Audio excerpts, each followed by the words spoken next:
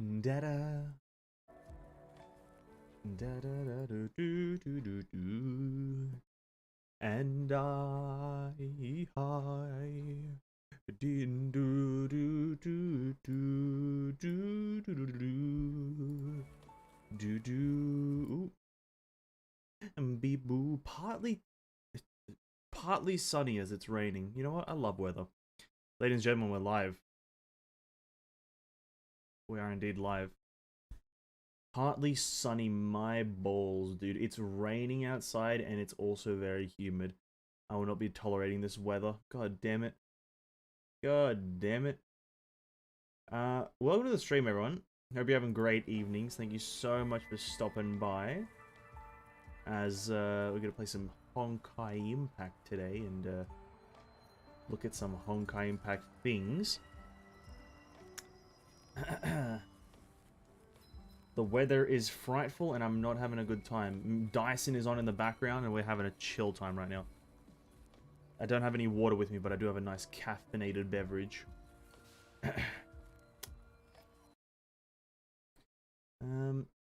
Just kind of fixing some things for when we do have a look at the art book.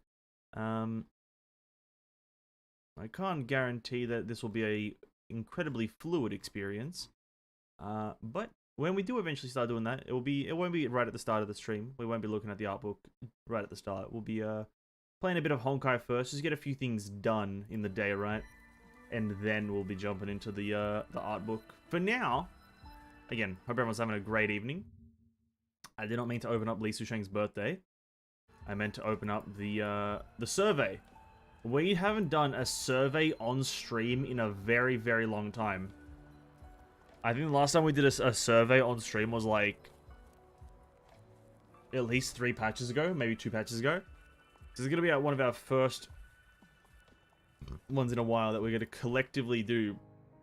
Alright, what is your current captain level? 81 and plus. How satisfied are you with version Kiana from Finality to Origin?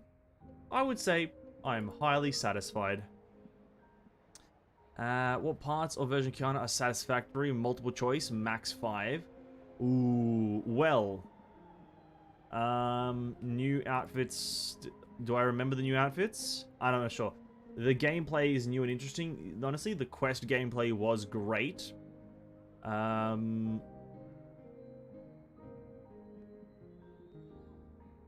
liked some of the new characters. More bonuses, I guess. What were the outfits this patch? Did I get an outfit this patch? I can't remember. If I can't remember them, then they must not have been that great, right? Resource loading time is shorter? I can't tell. Compared to before, how would you describe your in-game time? I've spent more time... Have I? I've kind of been streaming the game here and there. Not really. Playing in my spare time, kind of. Let's go with no changes. Well, yeah, let's go with no changes. Which of the following battle suits have you known and experienced? All of them. How satisfied are you with the battlesuit Herstra of Finality? I would say I'm satisfied. I'm nowhere near highly satisfied. I'm just satisfied. What do you think of the following aspects of the Finality or Herstra Finality battlesuit? Appearance? Normal, it could be better. Combat controls? They need to really introduce like a jump button instead of having that like on top of the ultimate as well. So other than that, it's satisfied. Hit feedback. It's kind of normal. It's not really good, but it's not bad either. It's like having certain attacks. I kind of don't really know if they're gonna count as a hit or not because there's no audio or like kind of hit feedback, I guess. Special effects. You know, she's pretty good with the special effects, I'd say. Sound effects, pretty good sound effects. Battle performance, pretty good. And finalization animation. That's bright as fuck. Oh my god. There we go. Finalization animation. What does that even mean? Let's put normal. Is that ultimate animation? I think it's pretty shit, actually. No, they would put ultimate animation. Finalization animation. What the fuck is that? Let's go with dissatisfied. I'm just going to assume it's the ultimate. How satisfied with the Herstra of Origin? Highly satisfied. Appearance, great. Combat controls, pretty good. Hit feedback, certain things could be better, but overall satisfied. Special effects, kind of just slashes a lot. Sound effects, pretty good sound effects. Battle performance, rather good. And finalization animation, again, don't really know what it means, but I like the slashing animation more than I do whatever Kiana does. Have you experienced the team battle of Herrscher of Truth, Origin, and Finality? The following question regarding the team mode refers to the team formed by these three. I have actually experienced these. What do you think of the following aspects of the team battle of the Herrscher Finality? Herrscher Finality enters via QTE after Herrscher of Truth, Origin cast Ultimate, and the joint Ultimate cast by the three battle suits. Select one. General. In general, very good. They're very synergistic. I'd say are highly satisfied. Joint burst special effects. They're just satisfied. It's like just extra damage. Joint burst controls. It's kind of OP. And joint ultimate special effects. I'm assuming they're talking about visuals, I think. It was cool. I think it could have been cooler with like Kiana just slashing like a planet in half instead of doing this like weird kind of dash into the floor. But that's just my opinion. Gonna put it, actually, normal, actually. It's not satisfied. Which of the following version Kiana content have you experienced? The main chapter and the events, but not Elf Kiana. Have you played the chapter? I've just said I did. I've been playing, or I've been playing, or I have finished. Yes, I have finished. Are you satisfied with it? Yes, I'm highly satisfied. What are the following aspects of the thing?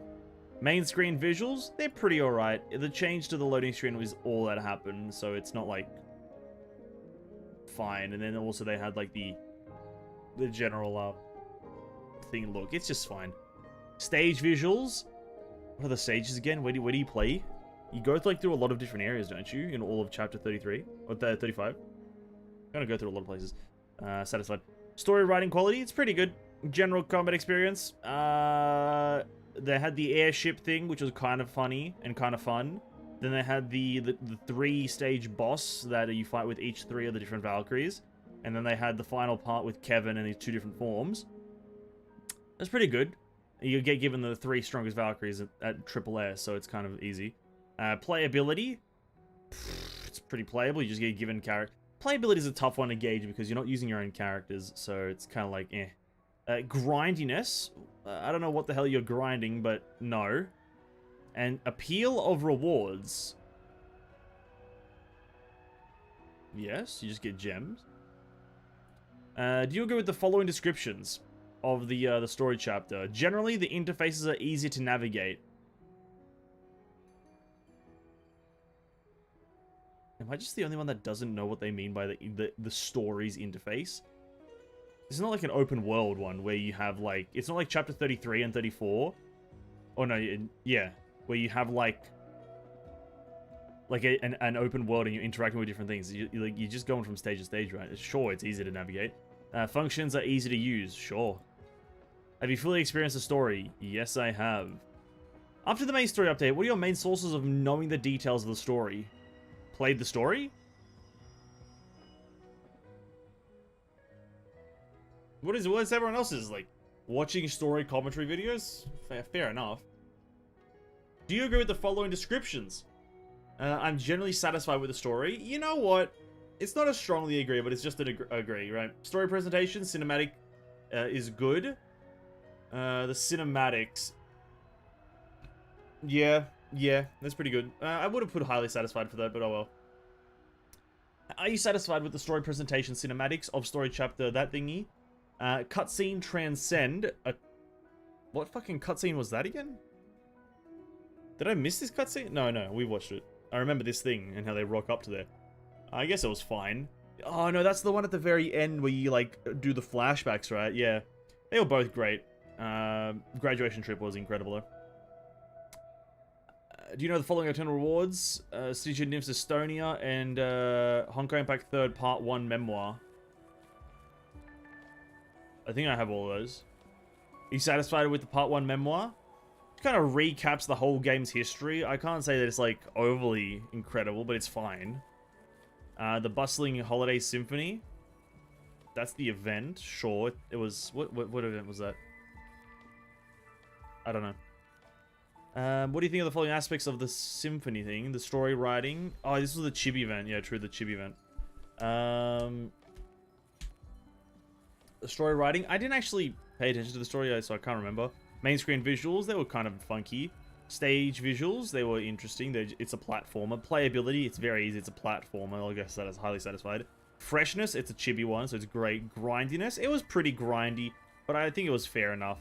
General difficulty, it wasn't difficult, so I'll go with normal. And appeal of rewards, you get a lot of stuff from it, so it's pretty good. Here with the following descriptions. The UI is easy to navigate? No. The functions are easy to use? Yes. The event rules are not too complicated? Kind of. Well, yeah, they're not too complicated. The event rules and tutorials are clear? Yes-ish. I have a clear goal in mind when playing the event, knowing what to do next. Yeah, I guess you just get a higher score, really. What's your opinion regarding the side-scrolling shooter of that event? I love it and want to play it again in the future. Though I love it, I still want to see other modes. That one. I like the shooter one, but more different shooters and chibi stuff is great. Mirage Rift. Highly satisfied. This is the one. I fucking hated this one. I disagree. Dissatisfied. I hate it. I hate it so much. They didn't think it through. They're highly dissatisfied, actually. Have you played Elysian Realm? I've been playing it all the time. Are you satisfied with Elysian Realm? Highly. Which of the following community events did I participate in? I don't think any, so none. As satisfied with the text quality in version Kiana. I think there's been less and less grammatical errors since a while ago. So yeah, what parts in the writing are you satisfied with? The texts are natural and in line with my language preferences. That first part's true. I don't really care about that last part. The new character skill descriptions are easy to understand. No! They're never easy to understand, man. They're never easy to understand. These fucking skill descriptions are fucking the most complex thing on Earth. The most complex thing on Earth. High quality story writing? Well, I wouldn't, you know, it's presumptuous to say high quality, but sure. Presentation, including fonts and formatting, is visually attractive. I think they could do with better presentation in terms of the text box, but that's about it. No typos, omissions, or grammatical errors. That's fine. Your weapon skill descriptions are easy to understand. No, there's nothing about the skills, weapons, or perks are easy to understand in this game. New event rules are easy. Yeah. New stigma skill descriptions are easy to understand. No. Are you satisfied with the following in-game content? The Q Manifold Abyss? Sure. The Super Stringed Abyss? Sure. Memorial Arena? Well, sure. Armada? Listen, the whole Armada could use a massive rework. The Dorm. The Dorm is fine. Universal Mirage? Let's go normal. And then the open world is fine. Most of it's fine. What are the official channels that you have followed? I think I only do Twitter and YouTube. Screw the other ones. What do you think of the following official channels? They are all fine. They both post good things. To what extent do you agree with the following descriptions of in-game spending? I'm satisfied with the in-game purchase experience. It's fine. The bundles in the mall offer things I need. Maybe.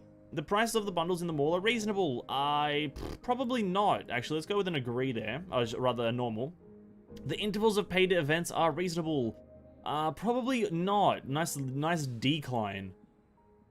What other games have you played in the past month? In the past month, I've played Minecraft, Genshin. No, wait, yeah, Minecraft, Genshin. Any more suggestions? Ooh.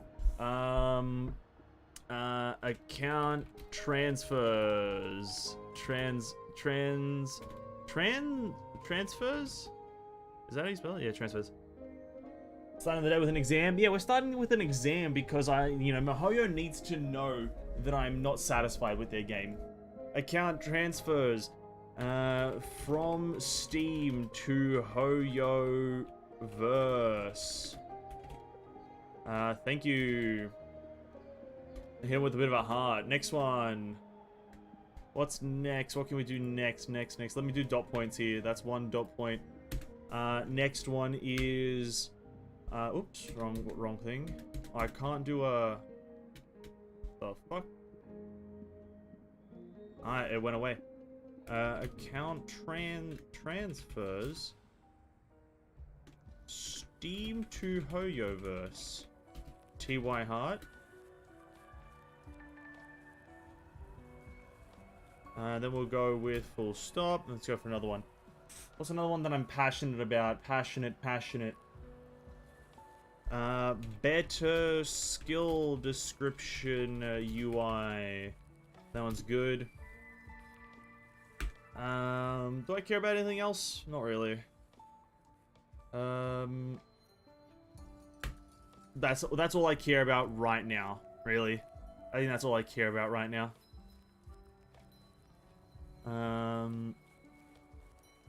Yeah, a slider. A slider for what? Sliders. A slider for just most things. Let's go with that.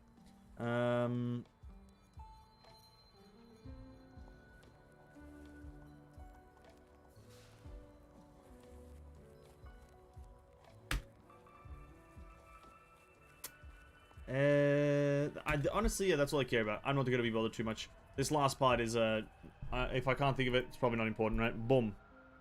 Alright, there it is. We're done with that. That took a fair few minutes. I feel like I was very correct with everything that I was saying. Make Vilvi top meta. Make Vilvi the worst character in the game. That's actually what I believe. Make Vilvi the nerf her. Make her deal 1 damage per bullet. But guess what? We're not even done with the quizzes. We still got this one. Which effect is unavailable to Golden Diva? Rhyme Trauma. Which of Reverus Calico's attacks is unable to inflict Rhyme Trauma?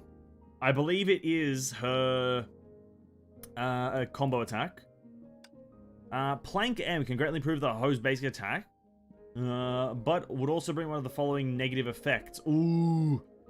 Takes more physical. Yes, okay. How does Princess de Vertelung summon O's? She holds attack. Which of the following monsters has no skill or features that may inflict vulnerability debuffs on itself? Has no skills or features that may inflict vulnerability on itself. Ooh, Hell Maru I believe does, and Heimdall definitely does. Now I don't even know what a fucking Deathly Doom is, so I'm gonna go with Benares.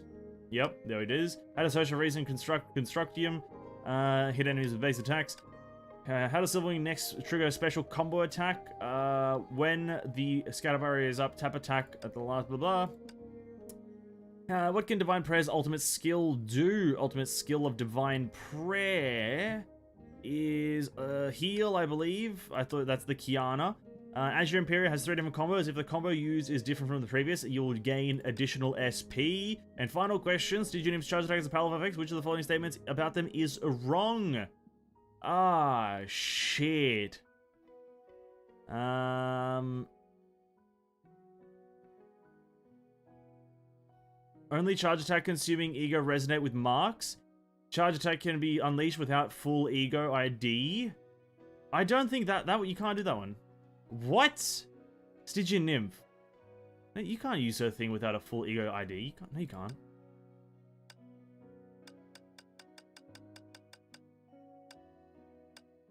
That's a trick question. That one is wrong. You can't. Fair enough, I guess. You can't, but, you know, it is what it is. Deathly Doom is the Bi-Woman in Memorial Arena that doesn't have triple S, only double S, where multiple Soul Link and summon Fire or Ice Tower. Oh, that's Deadly Doom. Okay. Is that the... No, that's not the spot. No, that's the... She floats, right? She floats. Yeah, okay. I think I know who that is now.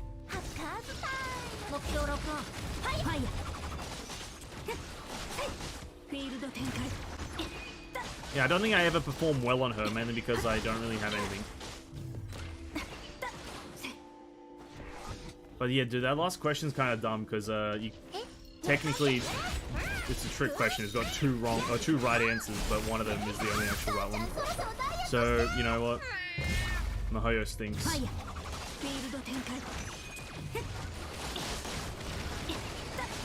Mihoyo stinks. That was gonna be the clean sweep. Because I remember playing Stygian Nymph, trying to use her charge attack whilst I have no max ego or ID, and boom, guess what? It doesn't happen. Nothing happens. So, game's dumb. game is dumb. Alright, we're gonna do Infinity Abyss and a few other things very briefly, and then we're gonna do the book, because going through the stuff with the book is gonna take a while. Now, what is the Memorial Arena? Not the Memorial Arena, sorry, the week for today. Oh, they're using this lady. Oh god, this is gonna be tough. That guy's got the elf Kiana. Oh, he's got 800 score. Oh yeah, this is fucked for me. This is fucked for me, boys. Enemies take bonus fire damage. Alright, I'll give it a go. You know what else is dumb? I'm at 18 pity and P still don't drop. Honkai worst game ever. Honkai, I do actually believe, is one of the worst games to ever been created. I do agree with that statement.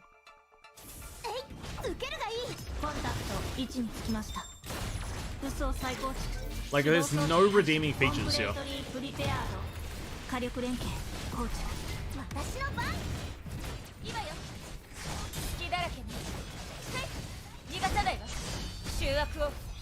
I don't know what I just did, but...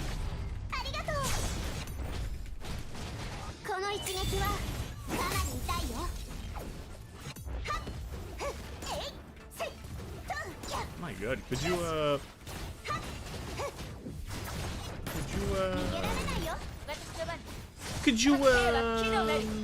well, honestly, 18 pity, that's quite... Oh my god, that's actually really close. Desperately looking for a bit of a Palatinus Equinox, are ya? Interesting. Palatinus Equinox.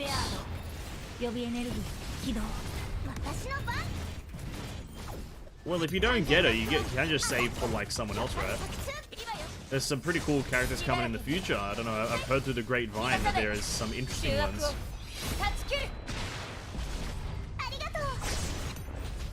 You know, I don't know who told me. I think it might have been Mahoya themselves.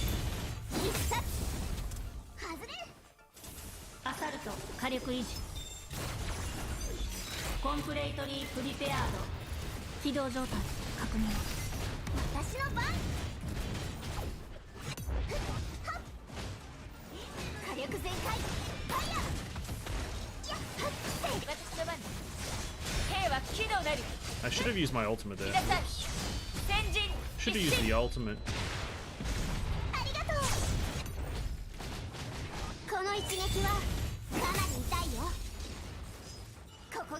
Whoops, that was the wrong button.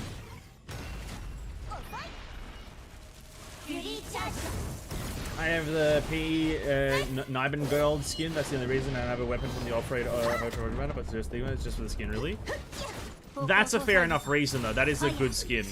That's a really good skin to actually, like, flex. So, 100% respectable.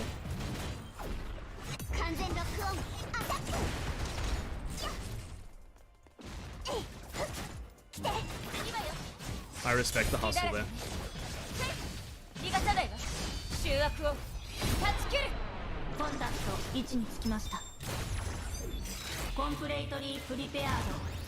Oh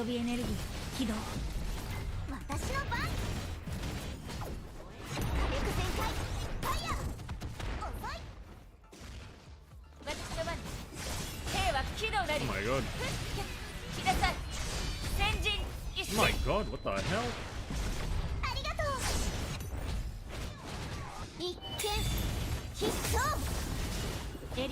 Okay, 1, 2.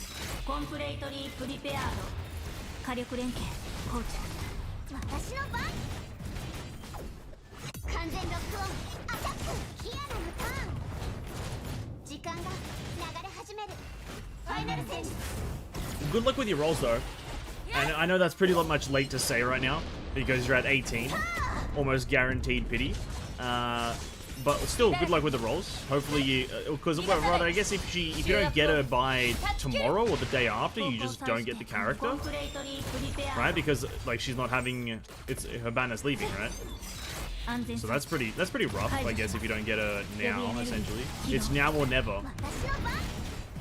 The game is essentially saying it's now or never. If you don't get her now, you're done for. You will never get her ever again. Or Garuda Hoo-Ha. Hoo-Ha. Garuda Hoo-Ha. If I don't get P this time, then I'll save for the new S rank, but not hair. Probably a new S rank physical support maybe, or Garuda hair. Garuha. Garuda hoo-ha.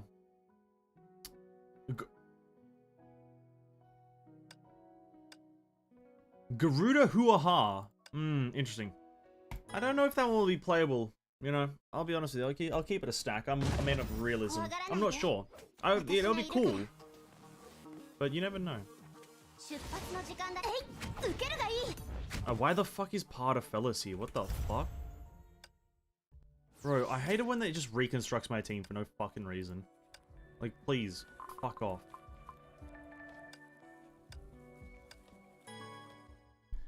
Man, it ends on Thursday morning. Ooh, that's rough. That's rough. Well, best of luck still. With the pull skis.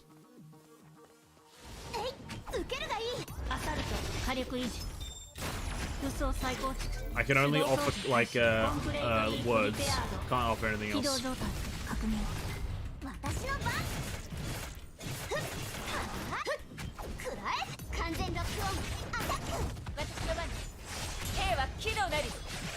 But then maybe the thing is though, maybe at the start of the next patch, there'll be some crazy leaks about the next Valkyrie coming after what's their faces, and maybe that's gonna be like literally some character that's really cool. You never know. We live in a world of mysteries. Anything can happen. I myself am hoping for them to release Aponia's playable butterfly form. You know, my hopes are up, but my expectations are low. A playable like Aponia in her like ultimatum form or whatever they call it. Now that would be cool. More auto gameplay? Oh my god, I've never been more excited.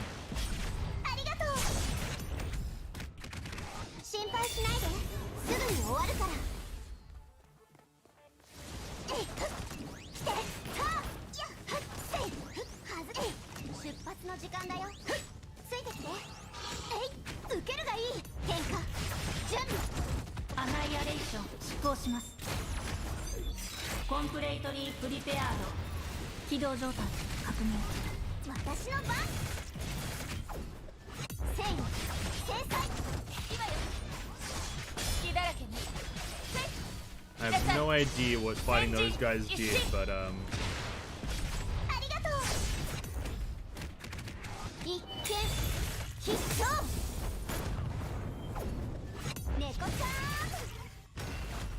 that's fine. I even have 72 fragments of P from all the previous fails to pull her. I even tried 3 P for banner rerun. Already don't have enough crystals each time. Wow. 72 crystals. That means you've almost got, what is that? When you do get her, you'll be able to get her to what? What S ranking will you be able to get her to?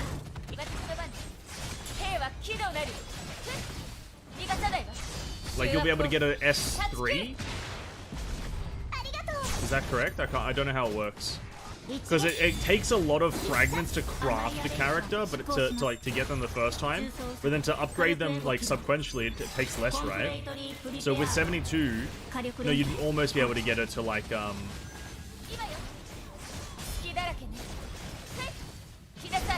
almost to S3, I think. They didn't show Aponia from only Hua got a sneak peek. Nah, Pony's gonna get one before Hua. If she doesn't, then I'm quitting forever. A Pony for the win. Pony's the best. Next one, okay. More bonus fire damage. Okay. Damn, I don't think I've ever fought this lady. Psychic. Interesting. Oh, I was gonna say maybe I can run my... Oh no, I could. I could run my Aponia team. And that might be pretty good, actually.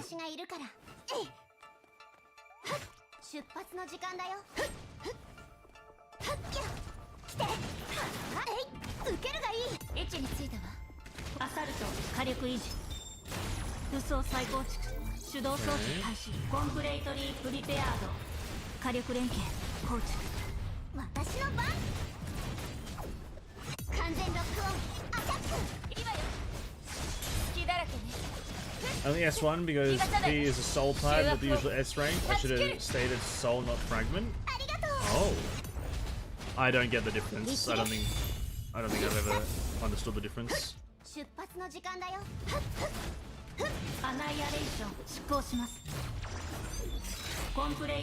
didn't even know that was a thing.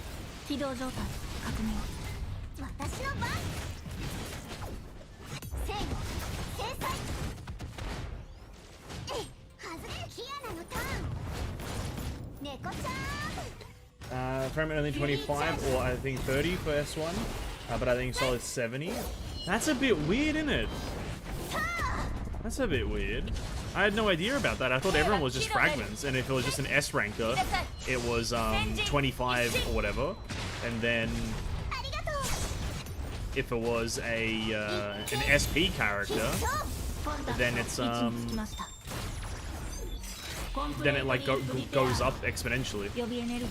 That's actually a bit weird. What the hell? I'm not sure I like that, Mihoyo. But then again, Miho doesn't really care about my opinion, do they? So it's alright. Doesn't really matter in the end, does it? Miho doesn't care about my opinion.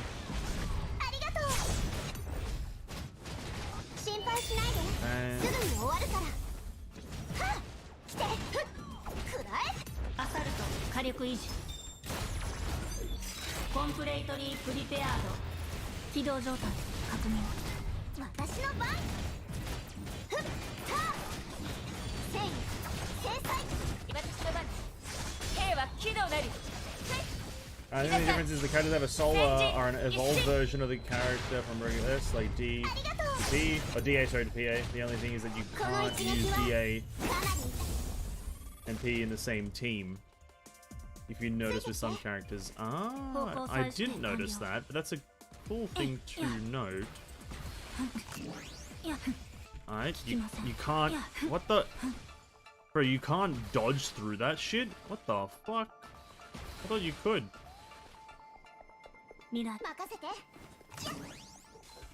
Oh, okay, well, fair enough. Okay.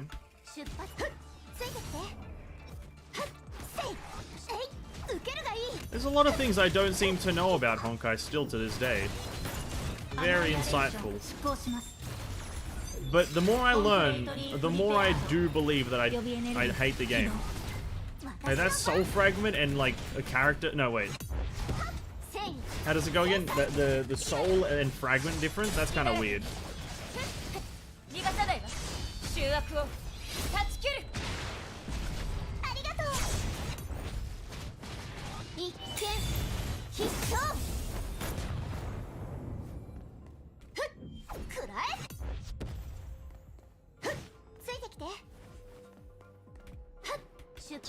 Oh, I hate this game so much. I really do.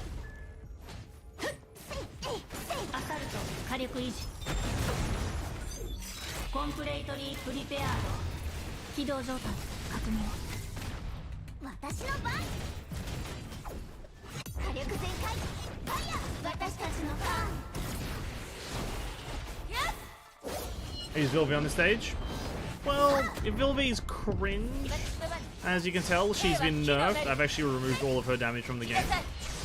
And so, I've just now proved that you are lying, because there's no way you'd be able to do this stage with Vilvi. Because she does no damage now, so, it has been heard of that one, huh?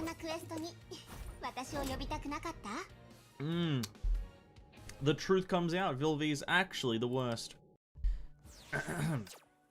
Alright. We have to get higher than 667 to place in the top 3. Which is quite a lot to ask. I think what I'll do... Here's the thing, it's a physical week. And less range damage, so you have to use a melee, so I can't actually use my Eponia team. Oh no, it's melee damage, not physical. Wait, what did I think it was? I thought it was physical, I guess. Melee psychic. You know what? I suppose this team would be the best. Who the fuck is a melee bio? No, who's melee? Yeah, who's melee bio?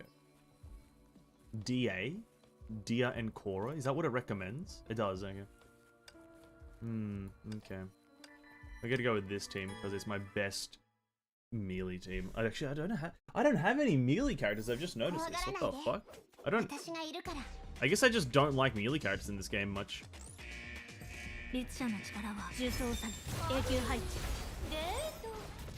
I didn't know she spawns that far out, but whatever.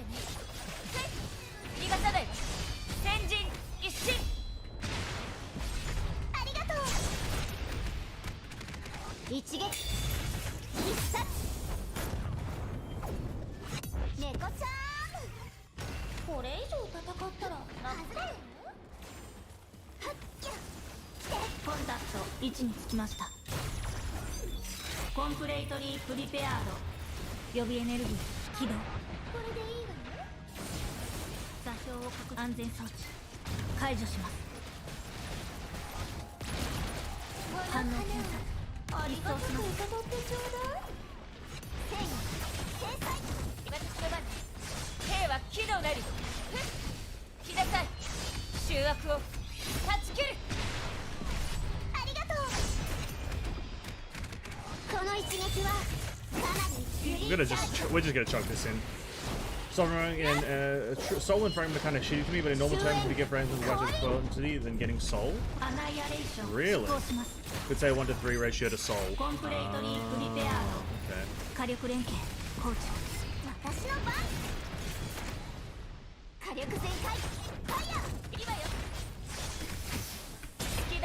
I just think that like having the difference is probably like the part that I don't like too much.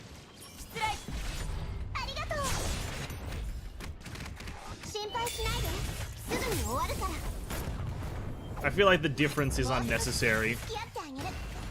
You know what I mean? Just kind of have the things be the same for the same kind of rarity of characters. Having the differences is unnecessary.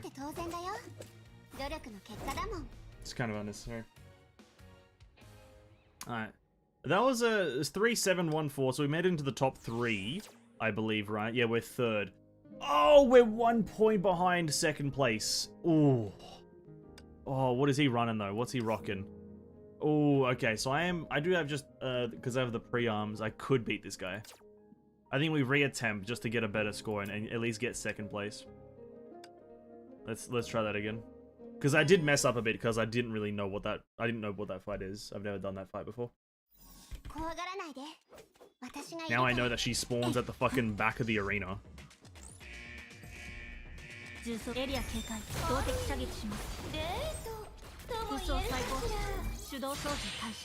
Get all 3 weapons.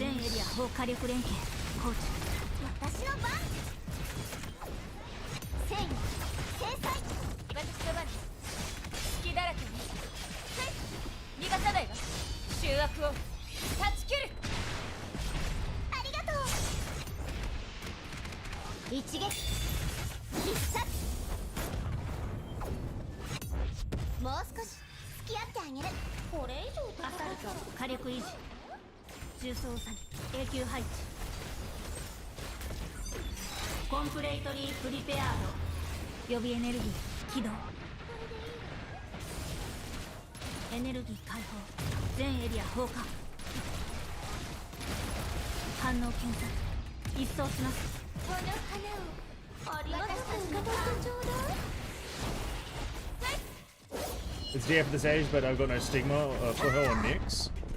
Rough. Rough, man.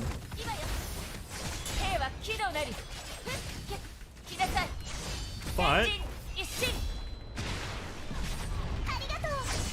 maybe if you get that Palatinus,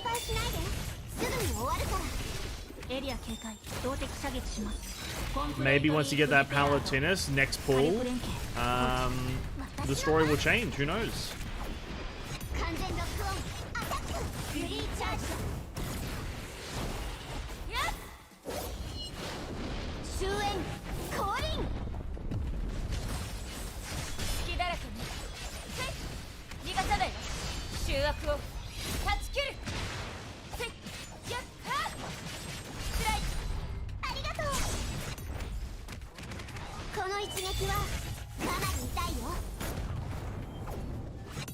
Bro, I only got better than this guy by fucking 6 points. Jesus Christ, I'm terrible. I'm terrible. We got second place, but I was expecting to get slightly better. What could be the reason? Who knows? But we're second now. We are second.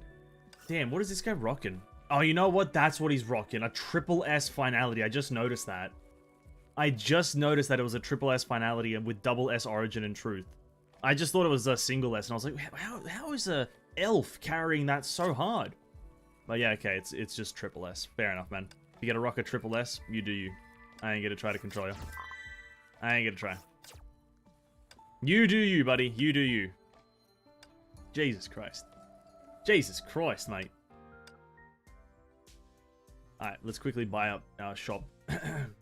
It isn't necessary that they should make things simple. I think I calculated before that you may need 700-ish soul to get an S rank to triple S compared to the 400-ish fragments, I think. Yeah, they should just, like... It's because it's, I think it's a term. I could be paraphrasing the term. It's just, I think it's system overload or system bloating. Like, you have, like... having a difference between the currencies or having, like, fragments and souls just adds unnecessary currency management to the game. I think that's what the general term ends up being. Is just you're adding things without a reason, right? Because there's fundamentally, in my opinion, no difference between something like a Palatinus Equinox and a Hershra Finality. To me, there's no difference between the two, right? Because they are both just S-rank units. Now, obviously, they're released at different times, the different elements, whatnot, that's the difference. But fundamentally, they're still just S-rank units. So for them to, like, have different, like fragment stuff and whatnot, it's kind of odd. Pardafellis is almost triple S. I think we can get Pardafellis to triple S when? Probably halfway through the next patch.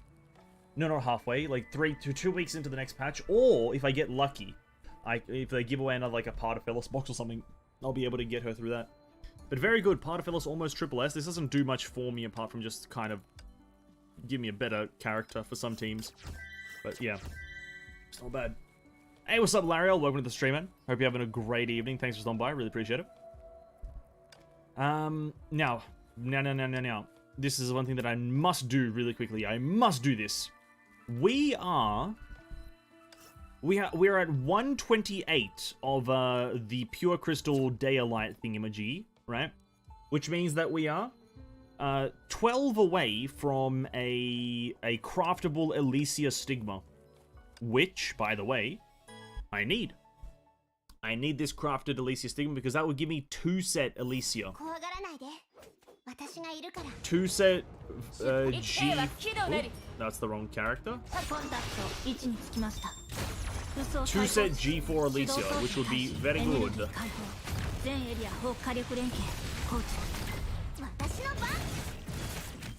So we're gonna quickly grind out a few of these runs. Very tired. Ooh, unfortunate. Well, hopefully this high octane, high intensity, very professional, mega juice gameplay will be able to maintain your interest. You know what I mean? Look at this unparalleled gameplay. How I just didn't use my my combo attack in that mode, and I missed out on a damage bonus. Do you see that? Oh my god, this incredibly high performance and somewhat aggravating to me gameplay. Incredible, right? Incredible. But regardless, hopefully, you know, once we start looking at the art book in just a moment here, and by a moment I mean like, maybe about like 10-20 minutes, after we craft the G4 Elysia, because I want to do it kind of early. I wanted to play a bit of Honkai, but then we'll get into the art book.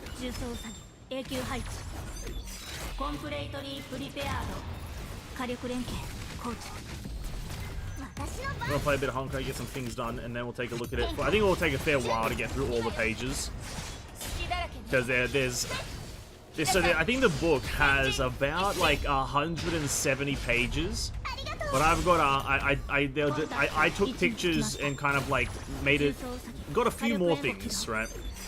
Because the way we're looking at it is essentially I took pictures with my phone of the thingamajiggy. Try to keep it professional. Try to keep it professional here. We are a professional studio, by the way.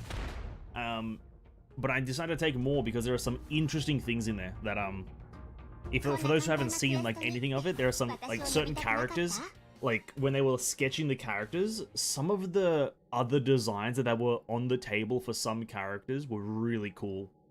And I'm like, I wish they didn't go with the one that actually is the, like, character design, and I wish they went for the other one because the other one looks fucking sick. But more on that once we get to the actual art book, because, yeah. Can I grab, like, any more of these things, or am I all out of these tickets? Am I really? Oh, dude. Oh, I probably should spend all my stuff on this, right? We'll go for the SCC medal or whatever. I got 380. Oh, I have so many things. It's just so much stuff, really. So much stuff. We're still... So I'll have to do 2 more runs, mathematically speaking. Mathematically speaking, I'll have to do 2 more runs. Because we can't spend 100. I feel like weekly you should get 1 free one. How's about that? What do we think about that idea? Once per week, you get a free Universal Mirage full juice ticket. Just because I need it right now. That's really the only reason I'm suggesting it, is because I need it right now. Not gonna beat around the bush, I am a selfish man.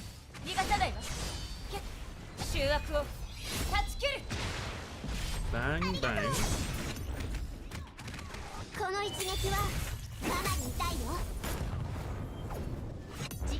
There we go. See, that's now how it's meant to be done. Kiana-chan! Kiana-chan!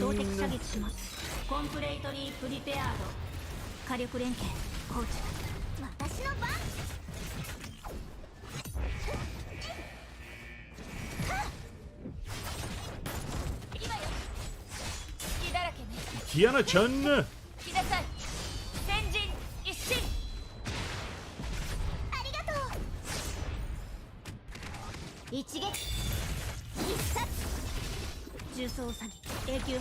Juso Sagi. Bow, bow, bow,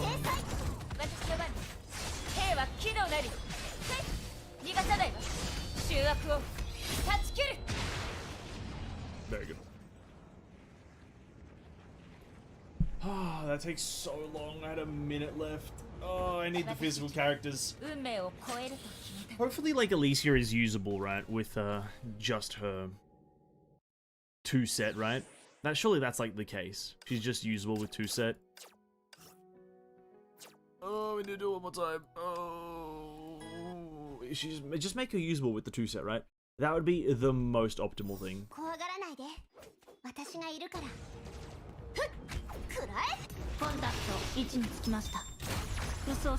Strong enough? Is she? I tried doing it with the physical team. I tried doing this stage with the physical team, and it just wasn't happening.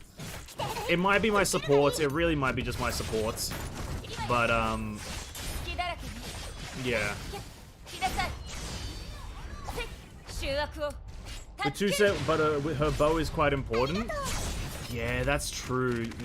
Her bow is very important, actually. I just wish I had it, you know? Just wish I had it. Because that would be good. Well. With what the future holds, I ain't gonna really worry about it. You know what I mean? Alicia Ishmisia. That's what I believe right now.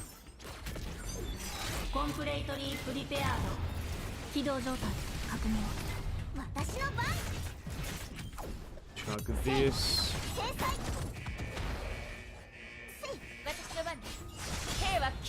Woo! And by the future, I mean 6.6. That's what I meant by the future. With what the future holds, you know what? I may just like let physical be a thing of the past.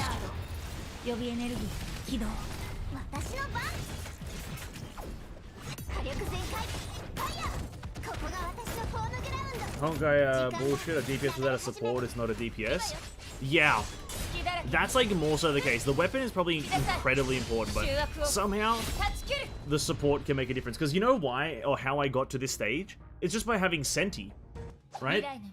Just by having Senti, I was able to do this floor. Because Griseo is not a good enough support by herself without her stigmas to like actually give you a damage bonus. So just the mere like acquisition of a Senti gave me this power to get to this stage. Alright. So I have middle. That's the one that I have. I believe her bottom is the next best one. Total damage increase 12 and crit damage increase 8. Charge attack boosts crit damage by 8 on hit, right? So you get 2 flat bonuses with a extra boost after a charge attack. I think this is better than her top, I think, right? Physical damage, crit damage from basic, combo, and charge attack. Well, what's the recommendation here? Top or bottom? I don't know which one's better. I personally think the bottom's pretty good. If you pull hair, you'll get new meta DPS. Better than Alicia, could even slap Ellie Stig on her. That's what I'm thinking. No, that's exactly what I'm thinking. If I don't manage to get the hair Stigs, I could always just go for this one because she charge attacks, right? She does do her charge attack. Although I'll be losing out on the minion bonus that her like specific set would probably provide. I'm fine with just that, not having that. Total damage plus 25 on hit. Charge attack makes every attack in the next 5 seconds deal more physical damage. 6 seconds takes 20% less damage from targets within 5 meters. I'm just gonna go for the bottom, really. I think I'm just gonna go for bottom. There's something about total damage and crit damage and also more crit damage. But it is on charge attack, so it is what it is.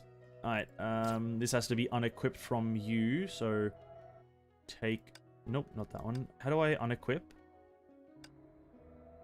Swap? There we go, unequip. Take off bottom. Star too high. Star level too high? What do you mean? Oh, he's... Okay, so I didn't have to actually get it that high. Fair enough. Own 0. Just don't want to make any mistakes here. We'll lose those things from... Oh, no, I'll get these materials back. Oh, okay. I had no idea. Way for affix. Listen, just give me the fucking stigma. Just give me the motherfucking stigma, dude. Give me the fucking stigma. Fucking asshole. Goki Genyo. There it is. Boom. And there it is. Big boom. Let's fully upgrade it. Fully upgrade the big shebang, right?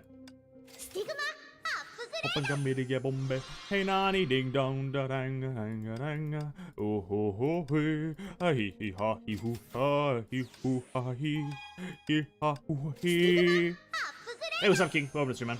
Hope you're having a good day.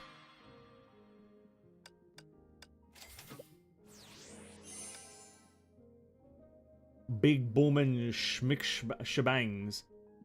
Yeah, dude, I'm what's that thing? Skibbity bibbity? What's no, it's not beatboxing. Scatman? Oh, I don't know what it's called, but I'm doing the skibbity boob. There we go. 2 set Alicia done. Only took us about 8 months, 8 to 10 months. But her 3 set is kind of crucial. Casting ultimate makes rage damage, more crit damage. It's good.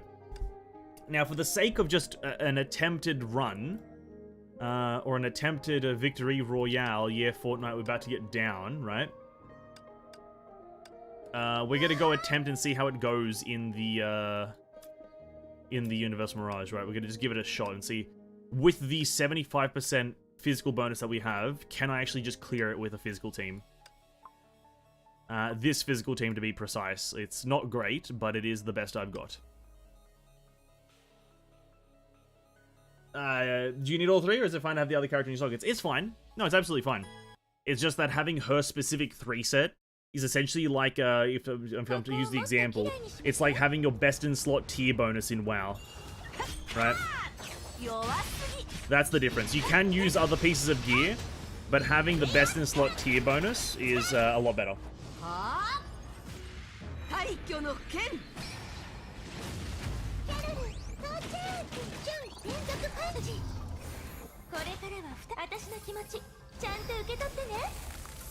Oh, okay.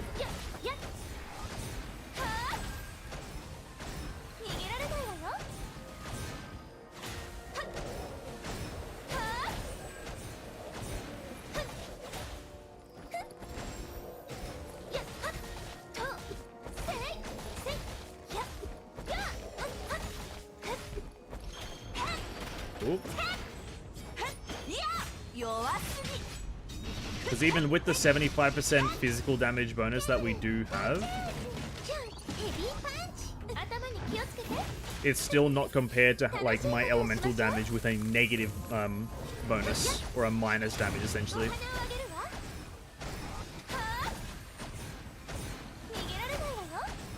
Because at about this time in the elemental run, I'd be about clearing the boss. Oop, definitely not if I'm doing that.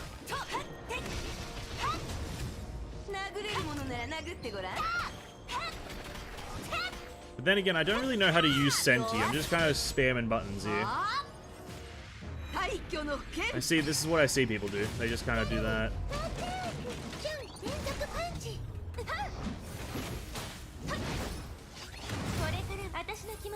Chuck one of these ones in.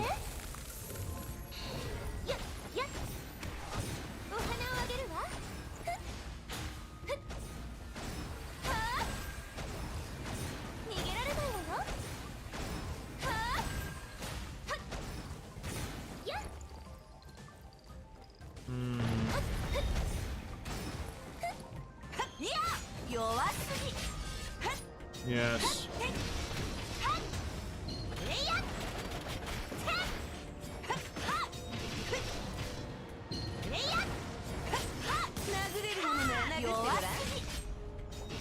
Yes, I agree. I do agree indeed, yes. Yes, indeed.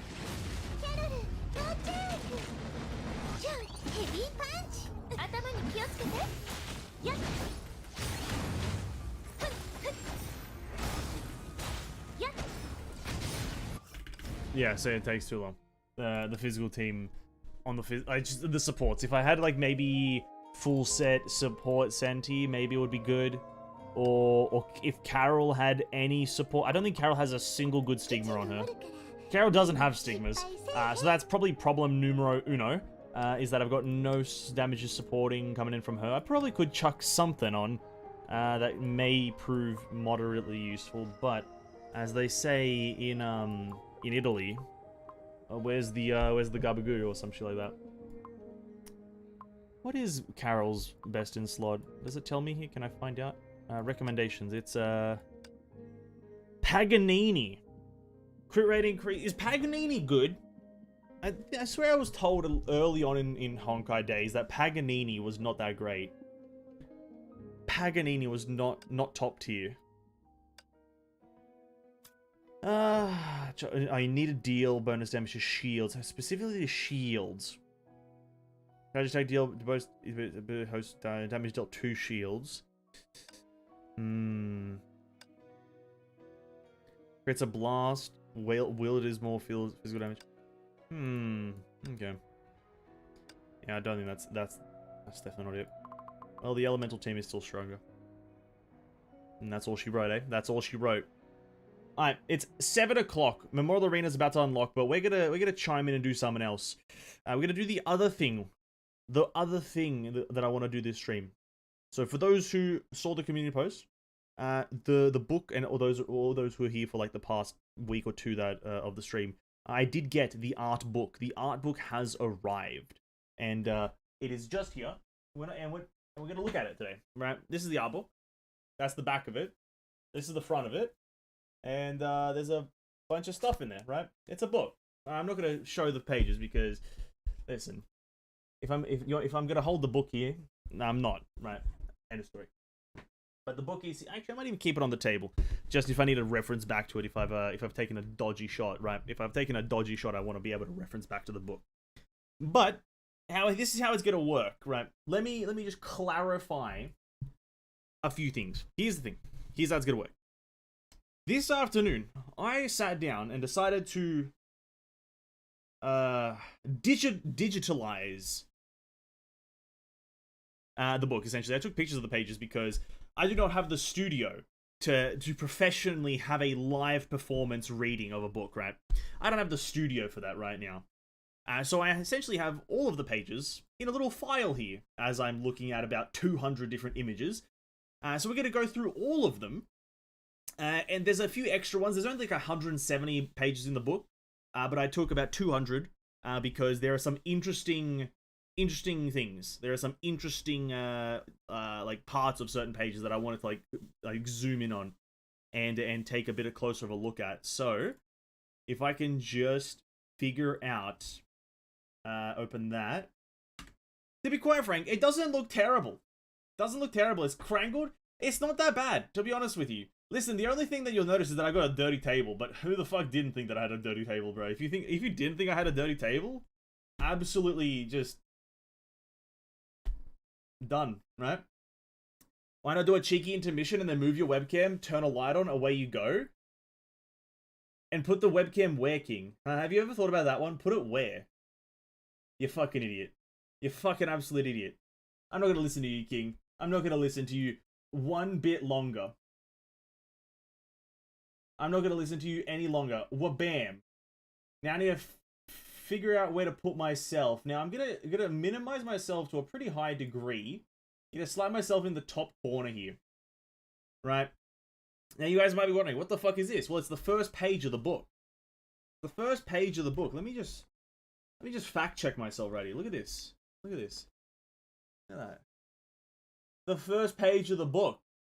It's incredible how that works. How the book is on the screen, and I've also got the book in my hands. Technology, am I right? Now, I will also preface is that some of the images are the wrong way around, because the book is landscape. So you kind of have to flip things the wrong way to get a view on them, right?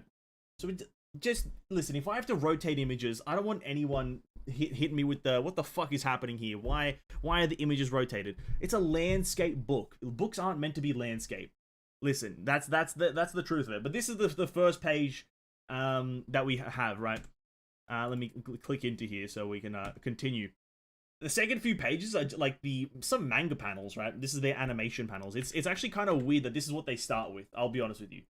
There are some problems with this book, because they start you with the classic random picture of Mount Taichuan and then straight into a animation sequence. What are these things called, King? You're about to correct me on whatever these things are called. The manga panels, frame by frame thing. This is the Herstra of Senti versus sorry. This is the Durandal Kevin versus Senti cinematic, because you obviously have Durandal here. You can see like the text, it says Durandal and then whatever she says in Chinese. And then it has one of my favorite frames from any animation from Mihoyo is the Senti attacking Herstra of Reason. I fucking love this this frame. It's very creepy and they did a good job with that one. But then we get into some characters. Now listen, there is some glare on the screen. Now I'm not going to take any criticism about the glare either, because I'm a professional. Right? But there is some glare. Onyx Sigma, pretty cool character. A lot of this stuff is kind of basic for the first, like, I'd say 30 pages. They kind of give you a lot of frames. It's Mount Taichuan. You know, it's not like overly incredible. A majestic, picturesque mountain located in Shenzhou. It was once the home of the immortals, thus has never been invaded by monsters. Records about Master Phoenix can still be seen here. There's a bit of glare there. Lin Xiaoyu is an absolute beauty of a character. The details of these first characters is not immense, because I don't think they were meant, like, one of the first characters we see is a skin, so it's like, you know, what the fuck, what is that? But story-wise, I guess that kind of follows in suit, right? Because they're telling this book's whole thing. The book's whole thing is kind of showing all the characters in chronological order with the story. So it's kind of cool. Everyone at Mount Taichuan has heard stories of Master Phoenix. The legends have spread word of mouth. Her protection is reassuring. People have built a statue in her image to pray for health and safety throughout the generations. Pretty cool. Next we have Valkyrie Acipita with, again, very simplistic things. Once we get into a few of the other characters, a bit closer to the what kind of story point, like a bit after Arc City, it kind of starts getting a bit more interesting with their design choices. But Valkyrie Acipita, the descriptions there are there. I think you can also find the same descriptions in game. I don't think these descriptions are unique to the book, but special type of Valkyrie made from the Far East branch of Shixel. The armor carries a traditional design of Shenzhou, the homeland of Fuhua. Cuffs are customized, removing battle gauntlets, yada yada yada.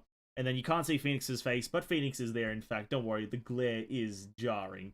But yeah, again, very basic. Then we have Shadow Knight. This one was a bit cooler, mainly on the second page. You have some color choices here. You can see that where they like designed and went with a few things. I think which one here is the final design choice? I think it is this one on the right side here that is the final design choice. I think I can even zoom in on it. I think this one is the final design choice, but I do like some of these ones down here. Like, because you can also see kind of like how they work with Fu's hair. I kind of like one of these ones, personally.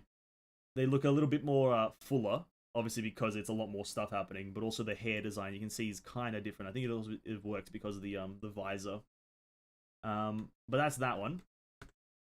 I like this one. I like whatever the fuck this is. I think this is just like a highlight of the things that glow. So it's not actually like a design thing that they were going for, but I do like how they outline what glows, and it kind of just looks cool. A few arrow shits and everything kind of looks cool. You can see the design choices. Obviously, I'm a very analytical man, and look at this glare. You guys see this shit? I love it. I can see so much here. I can see so much. That's not there's no red. That's not the final design. Oh, my bad.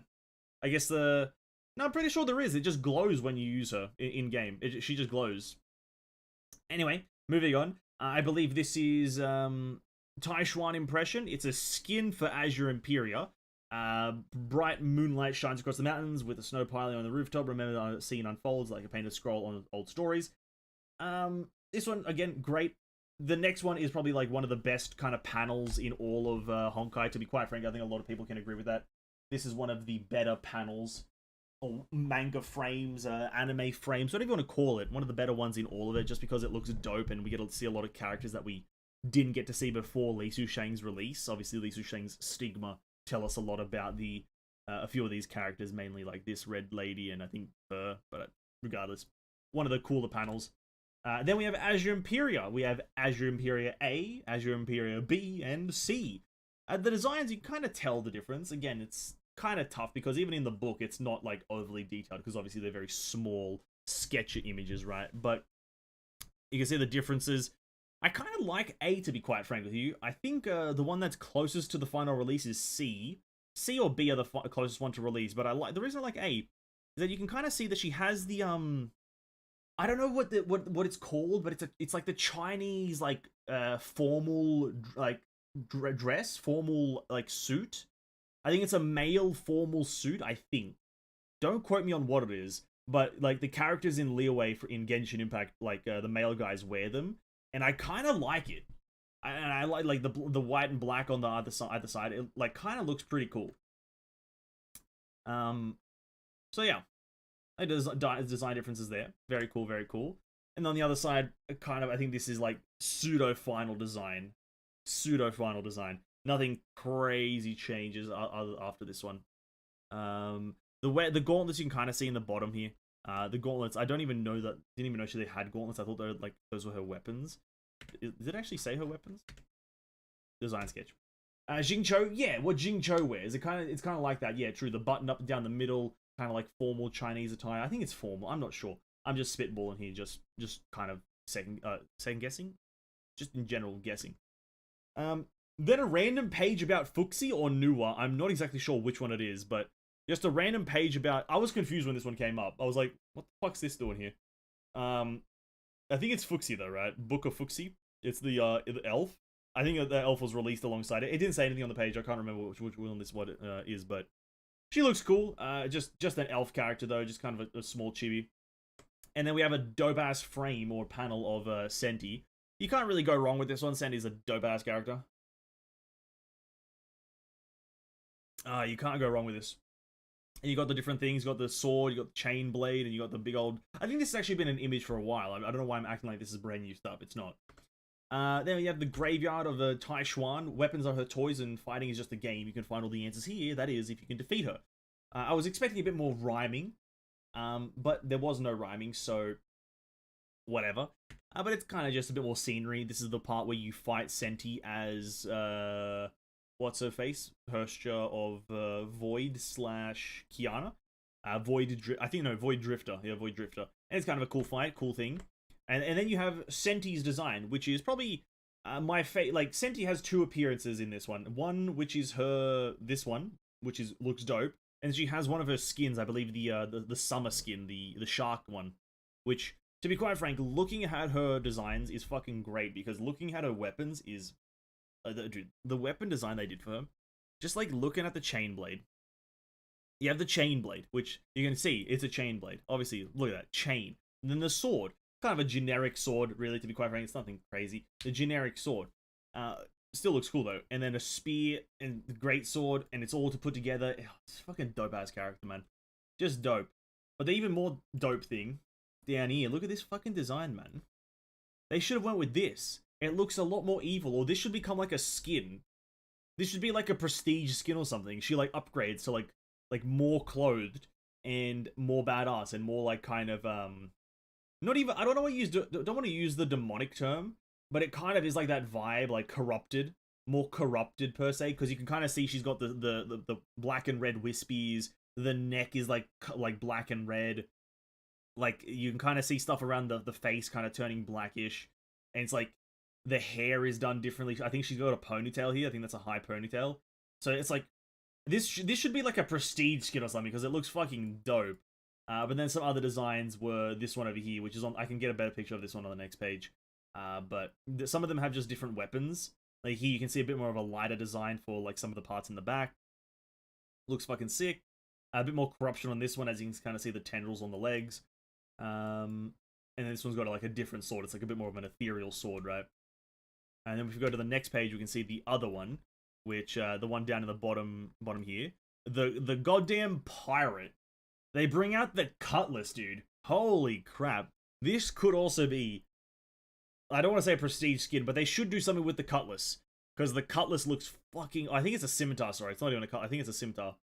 Or I don't know. It's a scimitar or a cutlass, whichever one it is. It looks fucking dope as hell. I love it. I love the weapon choice. And then the next page is just the boss. Not the actual like character Senti, but the boss Senti.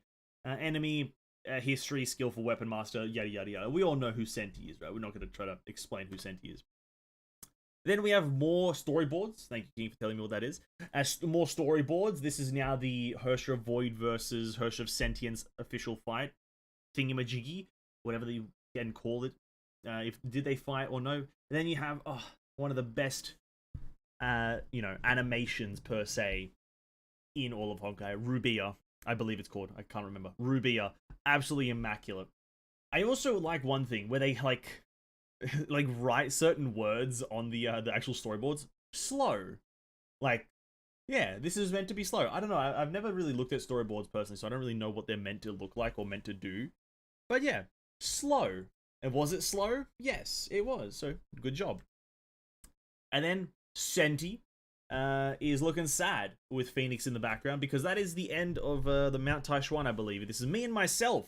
Looking back on the millennium, she resented her numerous failures, but when she set off to make the change, she still couldn't find the answer to the persistent question, who am I? And that's the end of the Mount Taishuan arc. That's kind of everything that came out of it, which was pretty cool. Mainly Senti, though. Man, that's like the only cool thing. That's the only cool thing. Senti. Everything else is kind of okay, right? Everything else is kind of okay, but Senti, some of the designs here, like we need a short-haired Senti, dude. We need a short-haired Senti, like looks like kind of like Yelan. I said it. Get a Yelan in here that looks like Senti. But next act or next arc, we go into Arc City. Oh, and this is now where we have to do the classic little bit of a switcheroony. Boom. Arc Lightbound. Within the light curtain, the city lights stay lit. To explore the space beyond the light curtain, you must secure 3 keys controlled by the 3 major forces, Heliopolis, Snake Eye, and Taishuan. Thus, Arc City's brilliant hacker embarked on her own adventurous journey. I believe this is the, not the actual Arc City, but this referencing Hacksaw Bunny's Arc City, which is technically still Arc City, but not like in regards to the actual main story, but doesn't fucking matter. The specifics don't matter. First character, flip her around, Hacksaw Bunny. Some of the cooler designs here as well. You get to see the different designs that they thought for the robot, which to be quite frank with you, look at this guy. Look at this guy. Dude. Get this guy in there. What the hell? Get this as like a skin or something for the little robot. Man, looks sick. And then a few other ones. This one looks like a fucking fighter pilot. You got like something from like Portal 2. And then you just got a few more like redesigns or reskins of a few other redesigns. This one also kind of looks like it's from Portal 2, kind of. This one looks like it could crawl on the ground, so on and so forth. You are next. it does say you are next. It kind of looks like a speaker as well. It kind of looks like a speaker. But yeah, Hacksaw Bunny looks good, looks good. Flip it around a bit more. And now we get into a bit more of like the cooler character designs. Before it was very bare bones because you had to like, you know, it was like 3 images. But now you get into a few more things. You know, you can see the design choices they were looking for some of the P90 like sprays essentially for her guns. I think the one that they went for was the top one here. But to be quite frank with you, I do like all of them. Maybe except for the top right one. Again, it's in Russian because she's a Russian character, but everything except for the top right one, I don't like the top right one. The other ones look really cool though. The turquoise and the blue one look very dope, and then a few more designs for robots down here. Don't really know what the hell's going on here, but I guess it's like from different angles. And then you have a limbless Hacksaw Bunny, which, to be quite frank, Hacksaw Bunny's design is probably one of the better ones in the game, right? I think that's a pretty unanimous agreement. Pretty good design. Spray painter, a hooligan, delinquent character, Hacksaw Bunny. Looks dope. I don't know what this top left thinking is. I think is it a hacking console? Is that what it is? Oh, it is. You know, there's the keyboard. True. Oh, yeah, this is kind of cool. They have like a specific design for her little hacking console. That's kind of cool. I didn't actually notice that until just now. Very cool. Next character, Verdant Sky. Again, a skin. More skins are being announced or shown than actual characters, but for Teresa Apocalypse, look at the redesigns that they did, or the different designs they did for this skin. And then they settled on the one, obviously, that's in the big one. But the different designs that they thought of, look at this.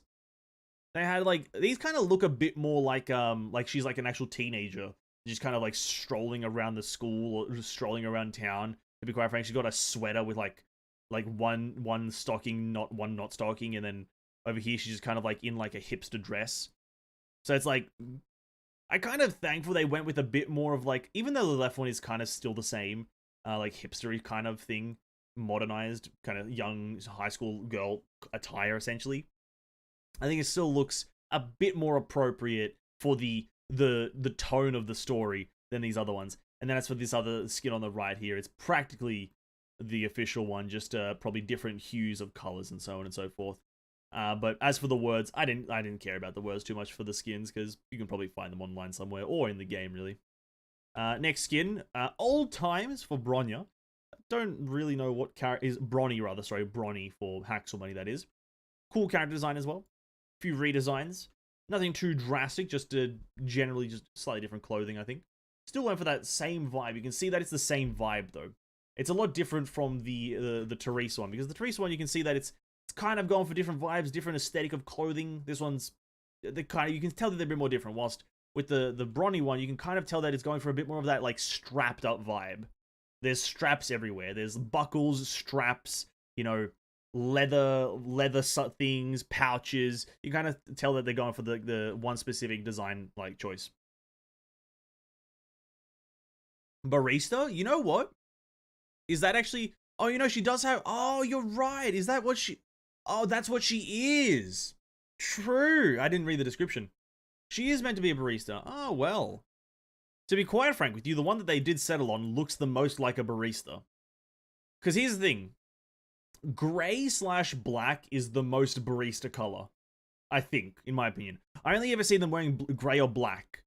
I don't really see a barista like wearing like yellow or like red, really. So I think they did settle on probably the best choice. Now, do baristas carry around Tommy guns? No. But that's just a certain little thing that we're going to have to accept for this specific example.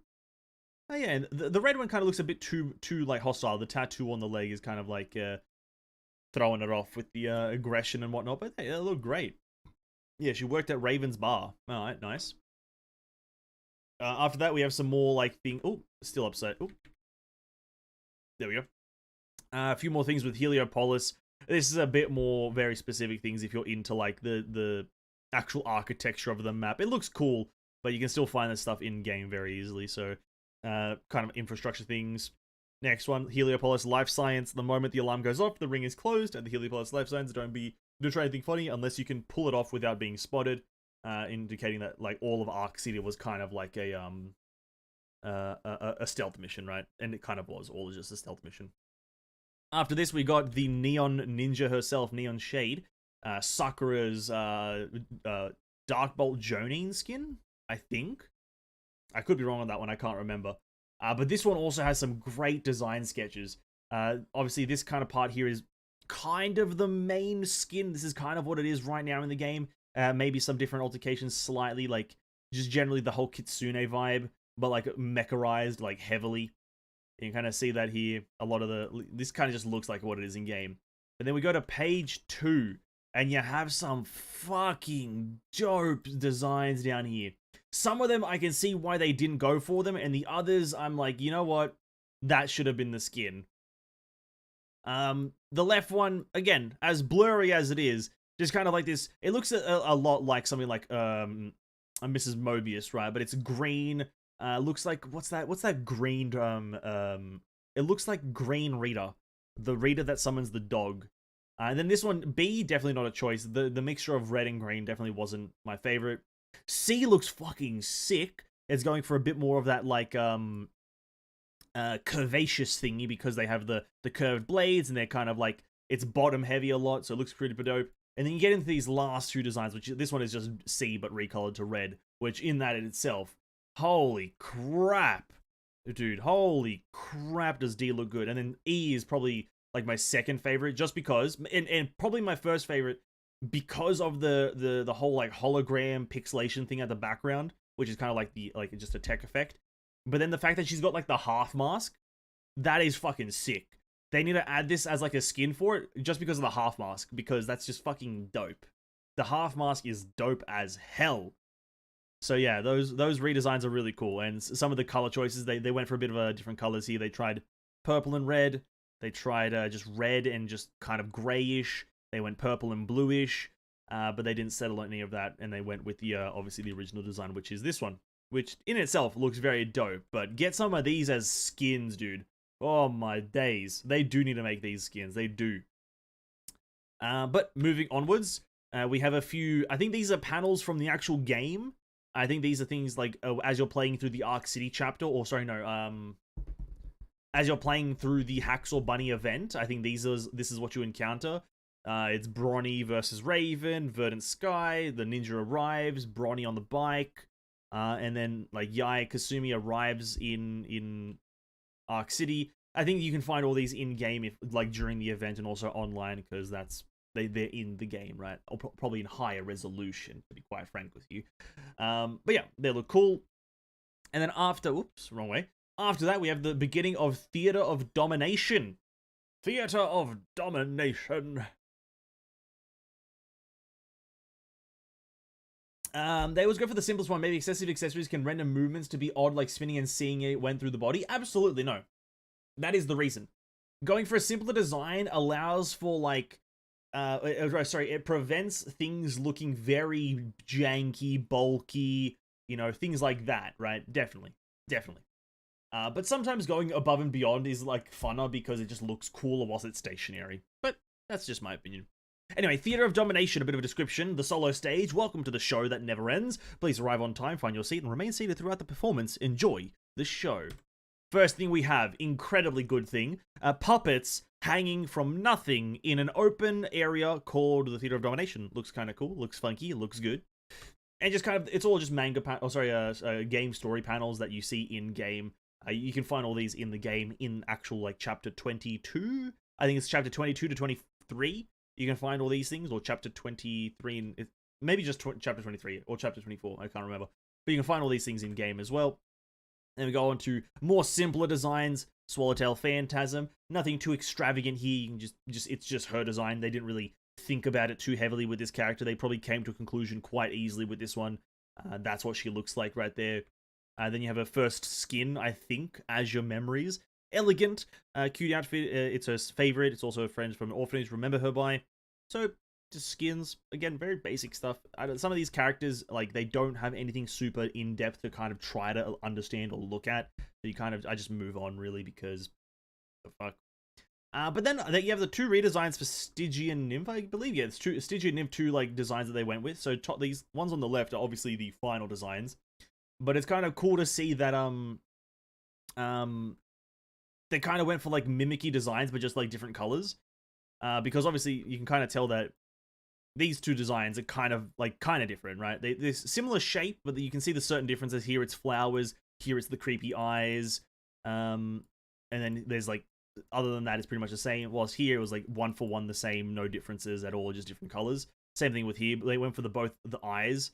I think this looks like eyes, by the way. I know it's meant to be a flower. I know this is meant to be a flower, but it does not look like a flower. This over here looks like a flower because the thing in the middle does not look like an eye. This over here looks like an eye. So it's kind of good that they changed that, because this right here, the left one looks creepier than the right one, because the right one you can tell that it's meant to be an eye, but the left one you can be like, is it an eye or is it not an eye?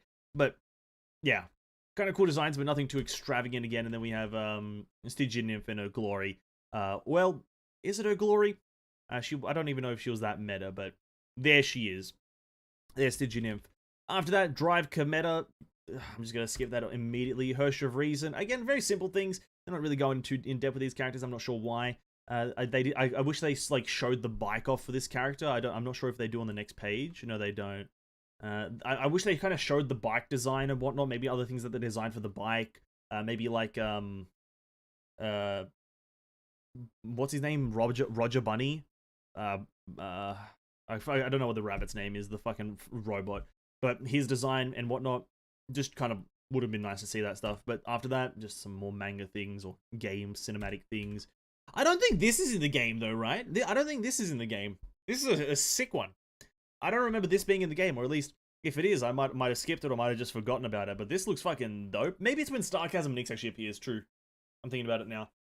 That is Sarcasm Nyx. It's not actually Stygian Nymph. So maybe it's when she appears. But regardless, this is a sick fucking panel. A sick little bit of a picture. Love to see it. Love to see it. And then we have Sarcasm Nyx. The infamous character for ruining my life and making me not want to play this game. It is in the game? Okay, my apologies then. It is in the game. Then next one, more Sarcasm ones. I don't know if any of these are in the game though, to be quite frank with you. These ones, the bottom one specifically, I'm not sure. I don't remember this in any way, shape, or form. Maybe it's an event, but I'm not. These ones look very, very brand new to me. I've never seen anything like this in my life. Because the bottom one almost made me want to get the character again, but I controlled myself, but I almost wanted to get the character. But still, looks very cool, very cool. And then the design choices for Sarcasm Nyx, and as we can see on the right here, we have some different designs.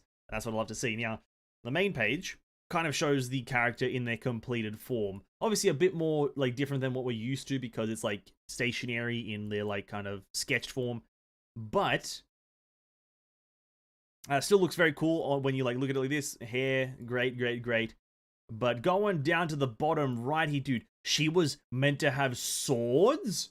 They wanted to have swords with her? Dude, look at some of these design differences. Compared to the original Sarcasm, looking at this, you're like, is this like Seely's like brand new suit? Is this going to be her version 6.5 suit? Or whatever the fuck? This looks fucking sick. I mainly like the ones with the polearm, to be quite frank. I don't like the sword ones too much, personally. The ones with the polearm are much, much better. But, like, regardless of if it is a polearm or if it isn't a polearm, looks very cool regardless. And then going over to the next page, a bit better pictures here. We've got some of the ones at the top. We'll take a look at these ones. Oh, great. Great. You know, definitely doesn't look like Sarcasm Nyx, you know, in the whole... They kind of abandoned, the whole red and black for some of these ones, because then you have blue and kind of turquoisey and black, which, to be quite frank, looks very good too. Looks very good with the whole like bun and then the things on the hair down the side, and then the general kind of like peacock aesthetic, in my opinion. And then like whatever this design is, it's like has a skull on the hand, and then some of these need to be skins. Like, come on, come on. This one especially, this one looks so good. And then this last one, when I saw this one, the only thing I could kind of think of was like kind of like Zhongli from Genshin, just because of the whole like dark brown and like gold aesthetic. Kind of the only thing that comes to mind, but it does look still very fucking good. I do like this one a lot.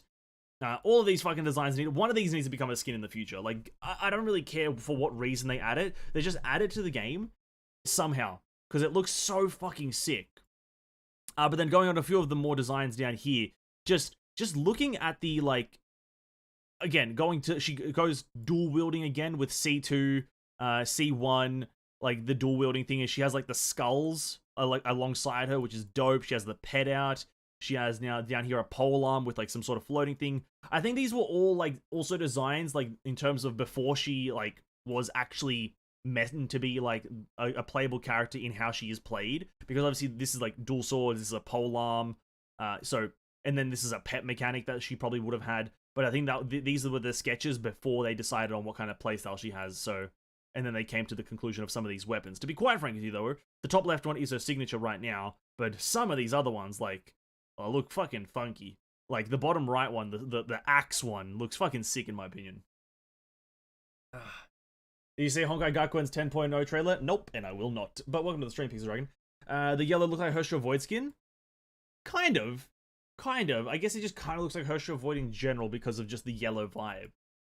But yeah, Starchasm Nyx. I think some of her designs need to be added as skins, 100%. Which I don't really care. They can do like a roulette. Just do a spin the circle, whatever it lands on, add it to the game because they're all fucking dope. But next one, I took a closer up of that. That's fine. Closer up of that. Closer up of that.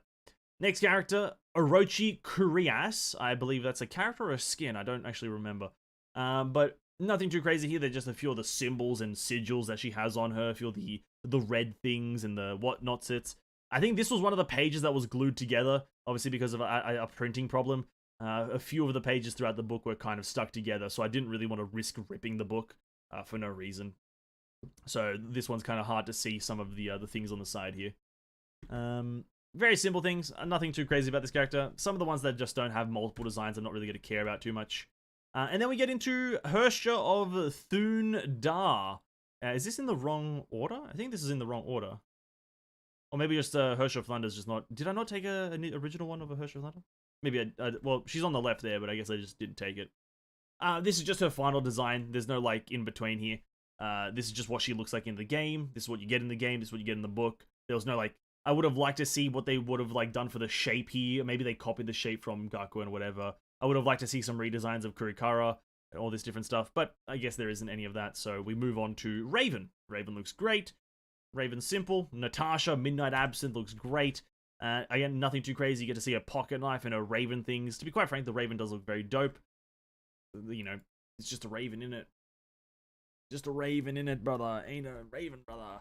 And you get to see her cheeked up. To be quite frank, Raven's got a fucking dumpy. Who the fuck would have thought under all that she's got a thick fucking holy crap. But there it is. A big one. And you get to see the knife, which again, knife's a knife, but there it is. Main feature, wabam. Look at that. Incredible. Incredible. Moving on. More things from the actual game. Raven. I do like this though. They point out two things here. They call the top one Raven, right? Because you have little names right here for those who can't see it. There's little names kind of like labeling each of the pictures. The top one is Raven, and then the bottom one is Natasha. I do like how they try to make a distinction of like when Natasha is being Natasha and when she's being Raven. I like how they do that. Very cool. And then the next frame, right after that, we have the beginning of the end, or the end of the beginning, or the unreckoning, or the reckoning, who knows. Just the Theater of Domination, Kiana being shown the, what's it called again? The Prism? The Gem of Fury? The Gem of Fire?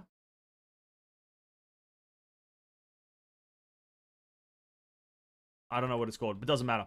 More Theater of Domination things, very cool, very cool. The most creepy part of it, having that massive statue walk up on you. A Theater of Domination Void Corridor, kind of just the aesthetic of the Theater of Domination. All of this is very, very cool in my opinion. I love to see it. Not my favorite zone, to be quite frank with you, because you have to walk around the corridors a lot and there's like no open space, but it's, you know, personal thing. And then we move on to the infamous character. Raven's referred to the bar. Oh, does it? My apologies then. I was wrong. White Comet, the original character, the OG, if you will, looks great. Again, nothing crazy here. Then you have her skin, the prodigal girl, rather. Sorry, prodigal. You have the hood on, you have the hood off. Looks kind of funky, looks kind of fun. Then you have Void Drifter. You do have, I do like this thing here, the addition of the spear, which she uses as a swinging weapon. Very cool. You don't have a gun, though. I would have liked to see the gun, but again, can't have everything. No super crazy designs here. Radiant Blaze, which is the other version of Void Drifter. practically the same playstyle, just one is now good and the other one is now not good. And then the infamous one, the one who shall not be named, but I shall name her for the sake of everyone knowing, Herschel Void, who in fact does have some redesigns and some different like sketches that were you or could have been her, which I think they didn't go for these because, well, I'm not sure when these were designed. Maybe these were designed for the game and then they wanted to reference the manga like 1-for-1. But then on the left here, you have literally a complete color shift, by the way. A complete color shift. Here it's going for a bit more of a purple and black aesthetic with pinkish highlights. Whilst if we go back to the... Oops, wrong one. If we go to this one, it's just kind of gold and pink all over. Not real purplish, in my opinion. Doesn't matter. Then she loses a lot, like a little bit of volume, I think, from her kit here. This one just, like... I don't want to say it, but this one's not that great. The third one here with the gold and white. I wouldn't use this one personally. But this next one I would use because it's a bit more fuller. It's a bit more fuller and a bit more like verbose, if you will. Just has a lot more going on for it. Bare skins, like I don't really vibe with. I like skins to be a little bit more fuller. So, and then the last two here kind of are a bit more empty, but they started to add these floating things. And this last one, they had this shadow thing. I think they wanted. I assume for this one right here, they designed it to like she has one pillar that she just uses as a weapon, kind of like how Kave attacks, in Genshin right now, where she like just swings around one kind of thing. That would have been kind of cool. But regardless, all of them are great. All of them look cool, and obviously the bottom part is Kiana as Herschel Void because it has the blue eyes. It looked great. I kind of get it if the hair was purple but pink. Honkai and Monster are white pink. Yeah, I understand white pink. That's what I mean. This one right here is purple. It's the purple part that throws it off here, right? It's the purple part that throws it off because purple is not anywhere like close to what Psychic / Honkai is, in my opinion. It's the purple that throws it off. The yellow is definitely a part that also throws it off, in my opinion, right? That's kind of like my look on it, right? Kind of because like the second one here is the closest to her final design. It's just that the hair lost the gradient, which, to be quite frank with you, I don't think the hair should have a gradient. I think that was a good choice to not have a gradient in the hair. You don't need a gradient in the hair. Like, that's just a bit of a... I think sometimes a weird feature to add to characters, because it's like, what's causing that? You know what I mean? But maybe that's just a me thing. Moving on, though, a few more manga panel thingies, storyboards, story pictures. In the mirror with Siren, which is a very touching one, finding out a bit more about Siren's past. And then Robust Ambiguity, which is the beginning of Kurikara, or rather Benares, and Benares' betrayal, if you will. And a design thing with Benares, again, nothing too crazy. Just kind of get to see how it looks like Blue Eyes White Dragon, and then that's about it. And then a few other things with the school, as if you are familiar with the game, you know where this is going right now. But we have the white Saint Freya, which is the Saint Freya, the earliest dreamland. Saint Freya, the symbol of youth, waits quietly for her arrival to gift her all the beauty it can muster. I believe it is the next one, which is the lady herself, which is Vermilion Night Eclipse, which looks great. And I want to point one thing out with this character's design. She has a few designs on the next page, which we'll get into, which could be skins if the character gets like a revival in the future. Maybe she gets some sort of augment to make her viable. But you'll notice one thing, if we go over to this one, that without going into the designs on the bottom left, her main design that's in the game is red and black, right? Red and black. But if we go back to this one, some of their like potential ones was red and white and black, which I think would have also looked very cool. I can see why they didn't go with it, because white looks very... The white stands out a lot, right? The white kind of mane. It stands out a lot, so I understand why they didn't go with it, but I think this would have been actually really cool to have. The whole white mane, just because... The black kind of blends in a lot, so it kind of looks like just one mesh of colors, whilst the white kind of breaks it up. But apart from that, the difference between this and the other one is indifferent, or insignificant rather. Going down to the bottom part though, pirate, or like whatever this is, like olden lady, London lady, fucking Vermilion Night Eclipse, they planned or wanted to have like a fucking cowboy musketeer hat on her, which was fucking dope. And you can kind of see where they where they went with some design choices where you would have been like, you know what is happening here? What are we actually what is here? What's happening here? But then you can see some of the design choices are kind of a bit too. I think they fell into the trying to sexualize the character a bit too much with the open fucking titty holes, fucking all this bullshit, super just revealing stuff. I think that how it is right now, where it's like an armor clad bodysuit, apart from obviously the fucking booba hanging out, everything in the midsection is a lot better in the final design than it is in this one.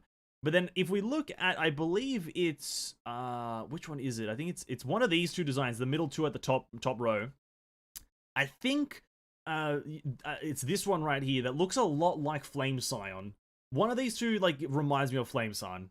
I can't remember what Flame Scion looks like, but one of these two reminds me of Flame Scion, and you can kind of see Flame Scion's like design in it, right? I think it's the top, the third one here, which looks a lot like Flame Scion, which I do like. I like how they kind of, one of their early designs for Vermilion ended up kind of being a design for Flame Scion. You like, if you get the book and you see this, it's actually really impressive that they did that, and kind of nice. You kind of see that it's like a story thing, kind of like a nice story thing, and I really enjoy that. Very cool. And then some of these other ones, the purple here was definitely a no-go in my opinion. The purple was definitely a do not attempt at home kind of situation. The right one reminds me of Hersher of Thunder. I see what you mean. It reminds it's of Orochi.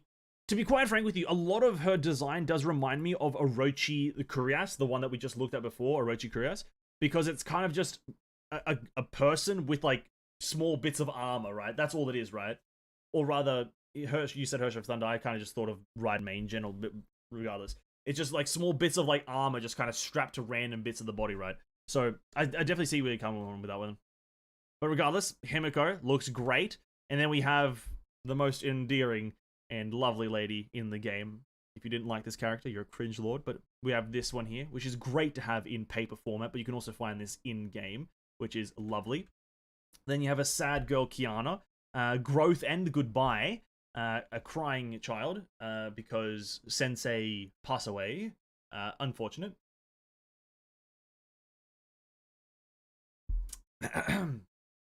But we move on, and then you have the bridge. Saint Freya, the last journey along corridor leading to the campus entrance is at the same it was in the memory, but is now covered by a silent blanket of snow, making the memory even quieter. Himiko is looking at you, gentle and quiet. Talk to her for many things. And then we have some panels about different things. The Endless Stairs, which is where one of the abysses is held. It's kind of funky, kind of cool. It means nothing when the corridor's light has been devoured by darkness. Where will it lead? And then the last one, the final stage, is where you fight the boss that's going to appear on the next panel. The stage where the 1,000-hold trials, the sacrificial plate that unveils the darkness in every heart. Welcome my guest, or should I say my protagonist. And then we have the Hersher of Dominance boss fight. I really would have liked to see some other designs for this one. I think they should have included it. It would have made it a bit bigger of a book, but like, not having this guy's other designs is kind of a waste, because this guy is like how'd you get to this shape? Like, what made you go for this shape? Like, what was it? I want to know the process of getting to these shapes. But there's nothing there, so we move on. Hersher of Flame Scion looks great, looks cool. Is Flame Scion one of the better Kiana-looking units in the game, in my opinion. Again, not much on a lot of these units. Nothing here. Flame Scion, you just see Flame Scion. Maybe they already kind of copy-pasted the Vermilion Night Eclipse design over and just kind of got to this conclusion. They were like, you know what? Looks good. And so they moved on with it. So, looks great. Upside down. You have the swords and whatnot. To me, nothing crazily changes apart from like small additions of like plate armor here. The sword shapes are the cool parts. The sword shapes are the cool parts, but like really to me, I don't really see too big of a difference. Maybe I'm just like not really picking up on it, but there's one design here. She has just a bigger, what is this? What do you call this? A skirt? Bigger cloak? Bigger cape? Bigger jet thrusters? Or maybe, no, these are her jet thrusters. But the sword is a bit more in line with Vermilion. This one's a bit more bare bones. This one's a bit more, I think, in line with it, but it's still Vermilion sword. Then they kind of went with like a bit more of a Zweihander kind of situation, a great sword dress kind of situation with like a few more jet thrusters. Now they kind of abandoned the whole kind of like wispy effect and went for like full plating here, which I definitely think this would not have been the play. I think having the wispy effects of hair and this like cloak is a lot better than having the full plate stuff, in my opinion. The full plate stuff would have made it feel a bit unnatural, if you will, but that's obviously the definition of it.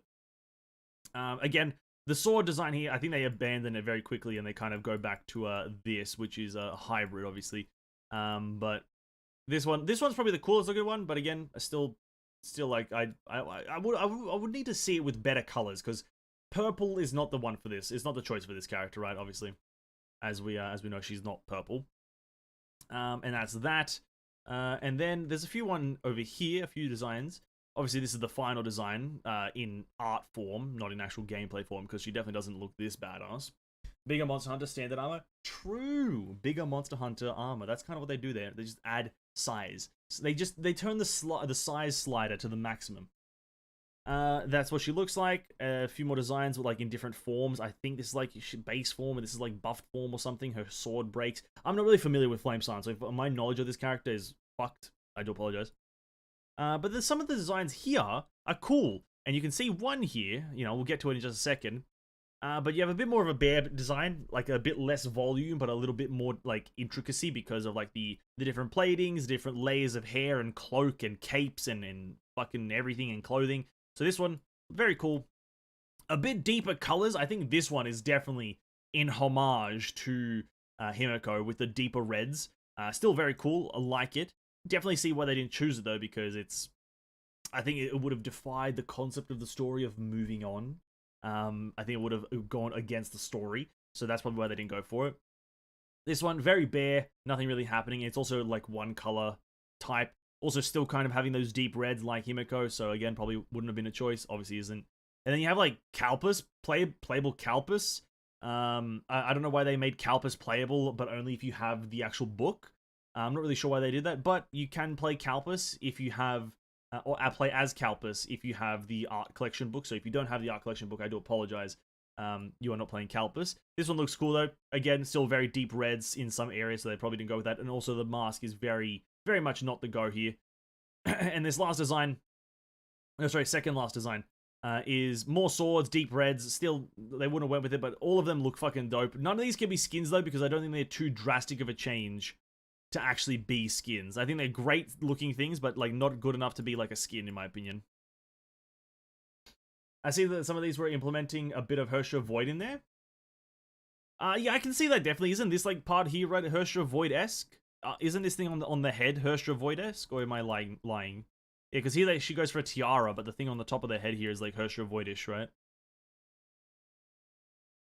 That's true. They did also implement a bit of Herrscher Void. Again, probably to do with that acceptance thing, but I think they moved away from it because of the whole it's Kiana growing out of this mode or out of this feeling of the past and whatnot. So understandably, but yeah, very cool designs, but nothing here like in my opinion makes for a good skin. I think obviously these ones down at the bottom are probably how Time Runner got like created. The purple ones is probably somehow how Time Runner got created with the color scheme and the general shape of things. But regardless, I don't think anything here is too phenomenal to be thought of as a skin or like, and I can see why they didn't go for it. Took some closer shots of it. This next one has just a flame sign again with a bit of a different design, but a few manga panels of, I believe, the Theater of Domination final fight, which is very cool. You can just see a few extra manga panels, her slashing things, punching things, serious face. Which way is the right way up? This way. She grabs the sword.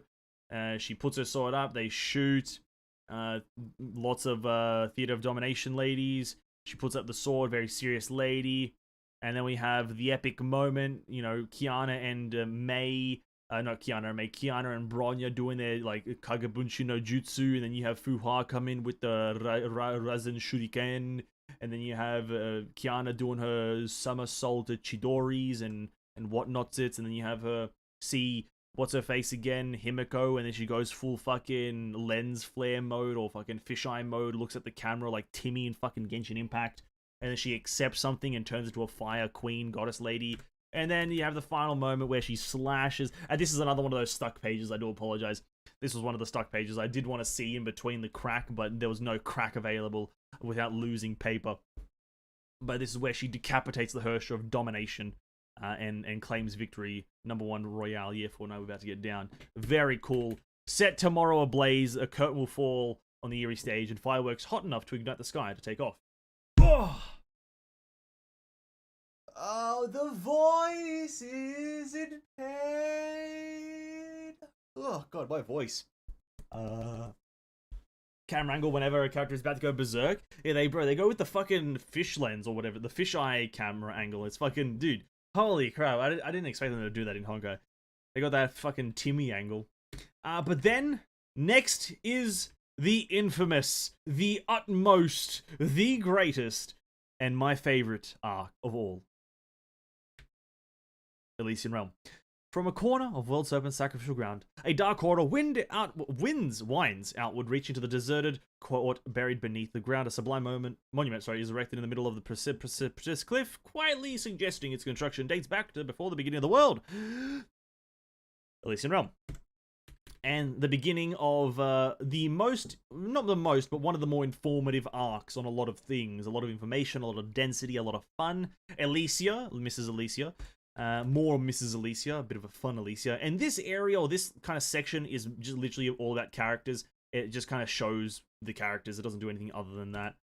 If the character is playable, they'll show some funky designs, dude. Oh, I'll just say this. The ones that are playable, apart from a few, but the ones that are playable, have some fucking sick designs. Mobius, Eden, Elysia have some chef's kiss design. So let's get through these. It's just they are all very outgoing, to be quite frank with you. They're all very interesting. This one, again, I can't describe it. I don't know what it looks like, but it's like an air hostess, an airline hostess, kind of like that. Looks fucking sick, kind of like maybe like a pirate hunter, or sorry, a vampire hunter. Kind of cool. Kind of got this like one-sided cloak cape thingy. Over here, this looks very Hersher of the Void with the facial expressions and the general kind of like aesthetic. Looks very fucking cool. But again, probably a bit too maniacal for the character that she is in terms of the facial expression. But still, again, I like the design. And you can kind of see how Hersher of Corruption was created from one of these designs. Specifically, I think this one, to an extent, Hersher of Corruption was probably created. But going further down, some of these ones are like, I prefer over the actual Elysia, to be quite frank with you. I like long hair. So, like, seeing a long-haired Elysia, or at least with hair down, is like, you know, compared to hair kind of being in a pseudo-ponytail, hair kind of being fully down is kind of interesting. But here she's got a sword. Did they actually think of making her a sword character? Because that would have been also very cool to see what they would have done with that. But she has a sword in this one. Very cool, very cool. Bow, bit more kind of like a what's this thing? A corset attire, very cool. And then over here, same thing, corset, but a bit more oomph, if you will. All of these designs look great, and I wouldn't mind one of these being a skin. Like, just for some reason, one of the top two or the bottom right ones, like a middle or bottom right, kind of being a skin. I really wouldn't mind it, like, personally. Like, any of them.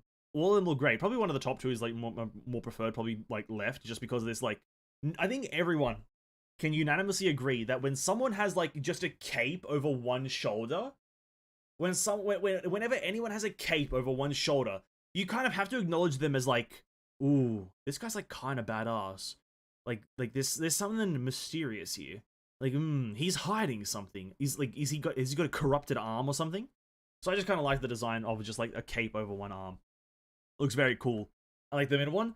The long-haired ones, just for the sake of long hair and it being, like, kind of out, I would also like one of the bottom ones. But that is that. I took a bit of a closer one. Unknowingly I could zoom in. A bit of a visual on her ultimate and how her ultimate looks kind of from different angles and the design at the top, as well as her, like, in her revive form, different things, the number of her, like, flame chaser badge. Obviously she's number 2, second to Kevin. Then you have her skin. You have a few different design choices here. Miss Pink Elf, the maid version. We have number A, which, to be quite frank with you, I can see why they didn't go with a few of these. She just looks like a schoolgirl, really. That's all it is. Just looks like a school child thing. I don't really know. Just looks Looks like she's from anime. Looks like she was just copy pasted from an anime. That's really all it is. So looks cool. Maybe it'll be added as a skin in the future, but it kind of would probably collide with the made one already. And then one of the bottom two is already a made. I think the left one is the most like the official. Yeah. And then the right one is just made again. They're all very nice, but yeah, I don't really have an opinion on these ones as no, I don't really like maids. I don't really like the skin. I've got the summer skin, so I don't know.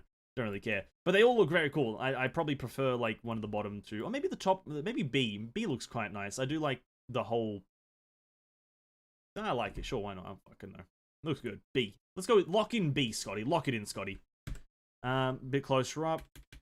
Next page. I think this is the official one with a bit of a sticker. Look what I found in the closet. Mobius, don't tell me you're into this. Mobius, you found this in Mobius's thingy, I guess. And then we get into some things. I don't like maids. It's just weird. I'm not too into it either. I don't really get it. I don't really get it. Because it's like not a thing, is it? I don't know. It's not a thing in my opinion. But yeah, each to their own. If people like it, whatever. We have Ode, which is Eden and Sue's introduction. Then we have Calpus's introduction, Decimation. Then we have Mobius, which is Ouroboros. And then we have Kevin, the finale. Then we go into a few character things. They kind of just showcase or like describe all the characters. I'm not going to go through these because I think they get the same thing in the actual game. You got Ryan and Mei. Then you got Kevin. Now, there's a few design things with Kevin, but like to be quite frank, we already have a lot of things about Kevin in this form, and we've seen him millions of times in this form, so I'm not going to go into it too deep. But I am Kevin, a soldier signated with deliverance. There is nothing more to me. True and real. You have Alicia, carefree, uninhabited girl. And then we have... Listen. When it gets to Eden, I'm in. I'm in. Hello.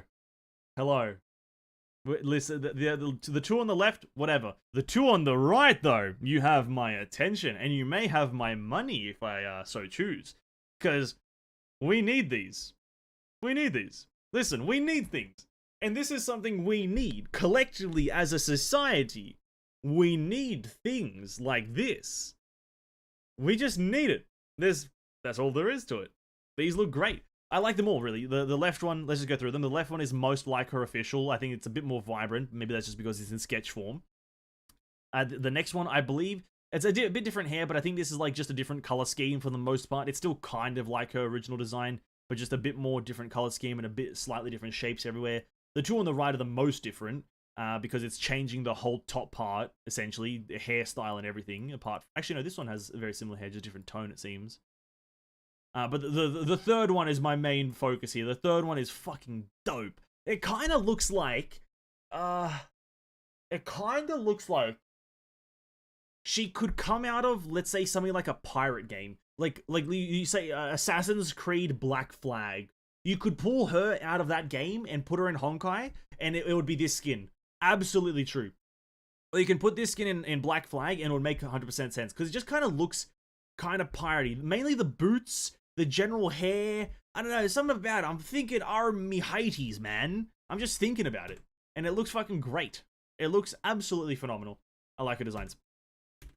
A bit closer up, bit higher definition on a few of these ones. Like it. I like it. And then we have Calpus, also known as a fearsome usherer. He was a man who hid his face behind a dark mask and served as an important member of the covert troop, Cocoon. Very cool. Sue, once a doctor, he sought enlightenment through altruism. Very cool. Sakura, the crumbling of her homeland and a secret transaction turned her into an expendable chess piece. Very, very cool still. And then we have Mobius, just like her Serpentine pupils, her true colors defy imagination. And I believe we have some Mobius designs coming up soon. A young quiet soldier, she was born both immature and insecure and unaware of her turbulent future. Raven. Raven's obviously here because, yeah, but she looks pleasant here, to be quite frank with you. Raven looks pleasant here. I like it when Raven smiles. Ian looks more mature in the third one, and it looks like the red hair villain in Shield Hero. Oh, you're right. Melty, true. Melty. She looks like that bitch from the Shield Hero, the third one. Yeah, no, you're right. Mine. Yeah, Melty, mine. Yeah, no, Melty's the blue one. Sorry, my apologies. Yeah, no, mine. Yeah, the lady that was renamed to, 2 different words for her adventuring name. No, you're right, but regardless.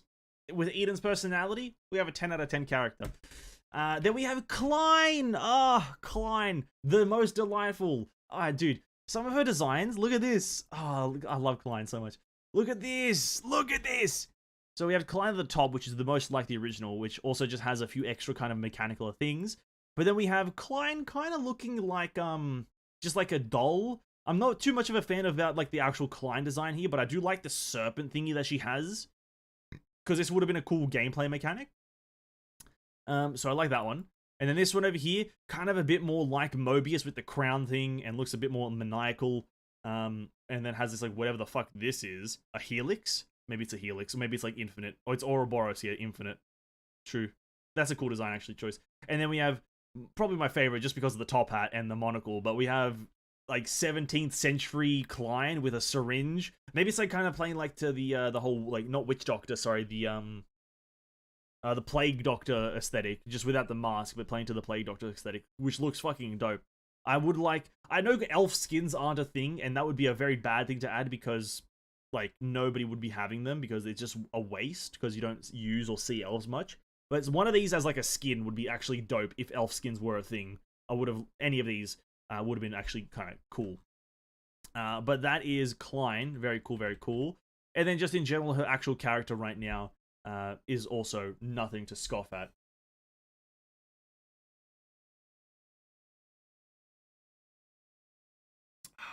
Hold on, one second. My throat is very, like, hoarse right now.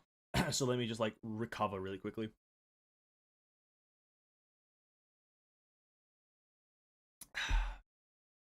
Okay, on to the next one.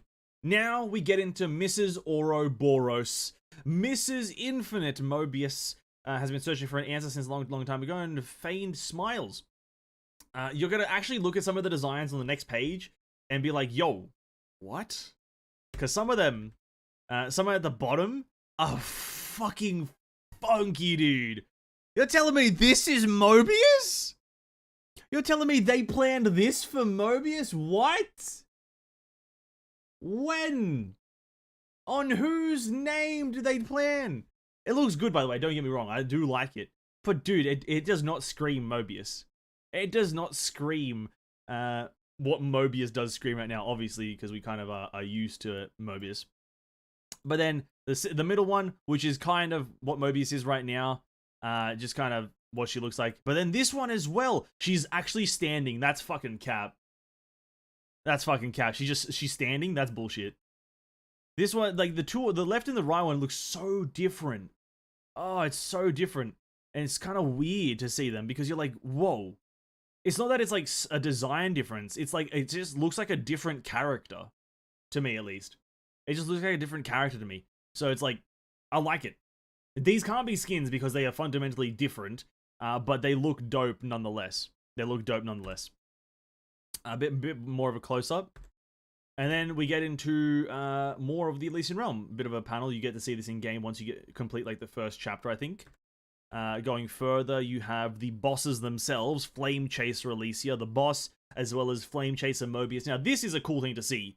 The full design of what you actually are fighting when you are fighting Mobius in the as a final boss in the Elysian Realm. Which we'll be doing a bit later tonight as well. But seeing this, and you're like, I fight that? That looks terrifying. But then again, it's not that big in game. So this is actually her active Honkai reaction, by the way. Just for those who wanted to know. It is her active Honkai reaction form. So whatever, if we remember the Garuda that we see from Hua, that is her active Honkai reaction. We've known Mobius's for a while, which I didn't know that. I didn't know that. Which is very cool. Very, very cool. Going further, these are very long descriptions of the scenery. I'll probably like end up maybe putting these somewhere in the Discord. I'm not sure if I want to do that because it would just be like pollute the Discord somewhere. But if you want to read these descriptions, by all means pause the stream or something. Essentially, it just describes the scenery. Many believe the city fell, fallen silent forest. Long descriptions, very cool scenery, but again, it's long and arduous and blah, blah, blah. It looks cool. Looks very cool. And then the other two zones, oops, clicked it too many times. You have the Lightless Land and the Last Grave. I have no idea where the Last Grave is. Is that even in Elysian Realm? I don't think have I ever been there? I don't know. but the last grave is apparently a thing. It's maybe where Kevin is. That's where he died. I killed him there with my own fist down his throat. But who knows? And then you have a few other things. The actual other Elysian Realm gameplay mechanics. You have the portals, the Pardafelis' shop, the signets, a few of the remembrance vessels, which again, the pages are a bit harder to get separated, so harder to see the actual images there. But then you have all the on-use items and a few of the signets here as well. All the remembrance items and sigils and whatnot, which all look great, but you can also find them in-game, so do with that what you will. They all look kind of cool. On to the next one. The final act. The final act, boys. Last grade was the final area where you find Ellie, or just after Heimdall? Oh, I see. Okay, I had no idea. But Colliston, the final one. The birth of a tragedy. He bid farewell, but no one knows his destination. What's left at an old place is a warm invitation. Colliston, the old HQ of Shixal. Very cool. And we have some character designs at the very start. We have Nagamitsu, which has some incredibly interesting designs very early on. And you can tell from 3 of the designs, again, do apologize for the little crease here, but it's a bit hard to get the pages separated. She had a bit of a ponytail in 2 of them. Bruh, come on, give some characters the ponytail, please. But she has a bit more of like a, let's say, a quote-unquote mature design in about 3 of these. The ones with the walking stick, I do think that are like designed to be a bit more like she's like an old scientist.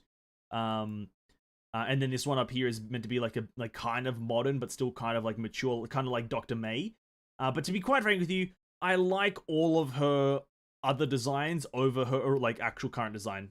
Like this one, the 2 left ones are like just goated. The 2 left designs are just goated. Kevin showed up in the Elysian Realm concept trailer and the Elysian boss stage. I see, okay. I like Nagamitsu's other design than the current one. I like the 2 left ones. The ones with the 2 walking stick ones with the ponytails or just hair tied up just are better, I think, in my opinion. I just the left one's good, by the way. It's not bad. But I think I would have preferred these ones just because I think everyone has their hair out. Everyone has their hair just laying back. Like, you look at every character. Is there one character that has their hair, like, shifted in some way? It's just like Hersher Finality, I guess, is the only one. I don't know. I just would have liked a bit more funkiness with the hair designs in a lot of the characters, but that's just me. Nagamitsu looks great. A bit closer up of the character for those who want it, I guess. And then we have a few of the side character designs, Amber, and the few of the residents that you'll find throughout it. Again, nothing too crazy, just the residents of the residents, and Amber is Amber. Oh, shit, hold up. Can I spin it? There we go. And then we go into Argent Knight Artemis, which, to be quite frank with you, her actual other designs weren't that good. Unfortunately, in my opinion, a lot of her designs were good. So we're familiar with Argent Knight Artemis, who is an ice lady with a scythe, but if we look at some of her older designs or some of her design sketches, some of them look very odd in conjunction with what the character's name would be, because I'm pretty sure they came up with the name before, but maybe it's a precognition that I have that she's an ice character that I can't see any of these other things working, but maybe the element was very much not a thing of contention. But regardless, the designs with the name in mind look a bit odd, but I do like some of them. I like the 3rd one here because it kind of looks like she could be a different playstyle. She could use like these orbs as like attacking missiles or whatever. But the weird succubus looking one, kind of not it. And the ones that kind of look like Raven, I wasn't really too much of a fan of. Like the ones with little kind of like capes on the side kind of look a bit too much like Raven. So I wasn't too much of a fan of those. And then in general, they also look very basic. They all look like they could be like the same tier as all of her old designs. And so I don't think I was there for that. Anyway. Maybe Genshin also gonna put Timmy? Maybe. Timmy. Yeah, they could put Timmy. Why not? When Genshin does the book, they could put Timmy. On the next one, we just a bit of a close-up. And then we have the stand design, which, to be quite frank with you, the stand is like a fucking go. Look at the size of that thing, dude. Look at the size of the scythe. The stand is cool. No like other designs though, so it's like I would have liked to see what they would have thought of otherwise, but maybe they just came up with the decision straight away, so who knows. And then we have Spinner Astera, which has a few extra designs that we'll get into in just a second. But Spinner Astera, as we can see, is kind of I would say, a bit of like a belly dancer vibe. She's kind of got that dancer vibe. But on the other skin, we have some designs. So let's get into the first one. Hey, look at that. A ponytail. And if we zoom out and go to the original design, no fucking ponytail, man. Come on. But regardless, A design looks fucking great. I like A lot. It kind of isn't what her actual design right now is. Her design right now is that of a kind of like a dancer. But all these designs, I would say here, don't actually go for that vibe in any way, except for maybe D. But still, they all look great still, but it doesn't go for that vibe. B1, I don't know where B2's there. B1 looks great. Again, it kind of still just looks just like a regular battlesuit, I want to say. It just kind of looks like a battlesuit. It doesn't look like a specific theme. Going down it, there's some recolors here, some small alternations. This one, the hair design on this one is really cool. It kind of looks like a one-sided braid, which actually is like, I think would have been the most unique hair in the game. But regardless, they didn't go for it, but I really, really wish they did. They have a bit more wispy effects. This one has a lot of armor. It looks all great. B1 looks like Lamine. B1. Oh yeah, now that you say that, I guess it does. Yeah, no, that's true. Hey, maybe there was some sort of, inspiration. Who knows? Maybe like a Lumine or one of these, it's inspired the other. That would have been actually really cool. And then we have the original design, which is, the final design. Which, these ones, none of these can be a skin except for like maybe some of the ones with extremely different hair, but maybe that, at that point I probably wouldn't even want to use it, to be quite frank. But I don't even have the character, so it doesn't even apply to me. Now, onto some story tidbits. We have the Stars cinematic, where Herrscher of Reason uses, or starts using the Thing of Stars, or the Star of Eden. You have Eminence being used by Li Su Shang. And then we have Li Su Shang's design. Now, there's not much on this one, I don't believe. No, there isn't. There's Li Su Shang. It's because she was a boss at this time, not a character, and so she's not included in this as a character. I think once characters are included this as characters, there'll be a bit more design. But this is as a boss, so not much there. Just kind of looks like Li Su Shang.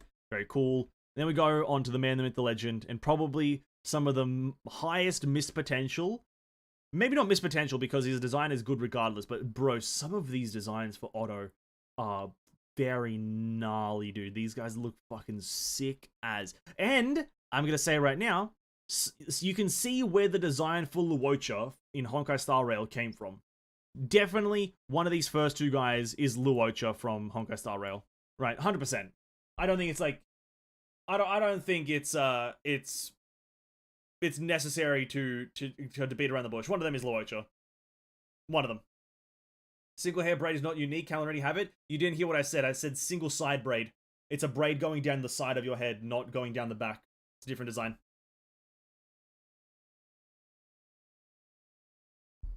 But yeah, this looks dope. The left one is a lot more bulky.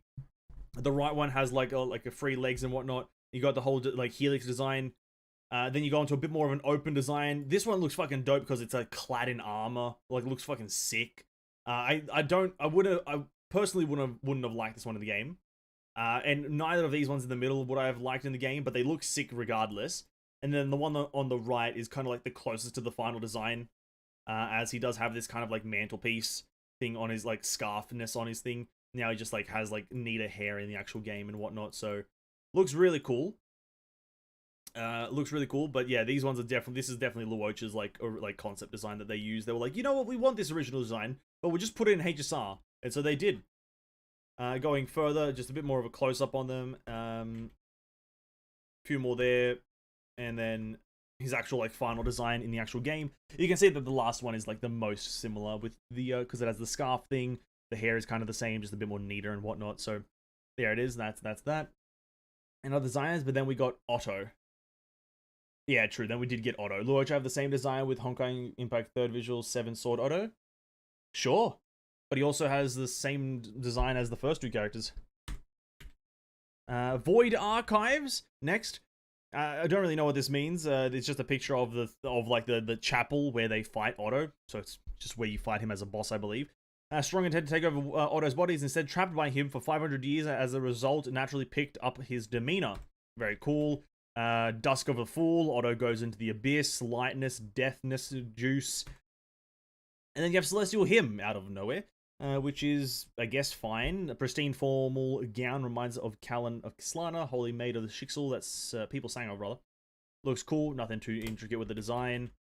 Twilight Paladin, again, nothing too intricate, just bare bone stuff. They don't have any alternating designs, just general character, how they look in the final thing.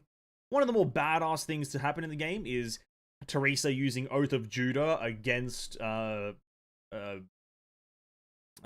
of Domination Otto. It's kind of fucking cool. Kind of cool. Huh.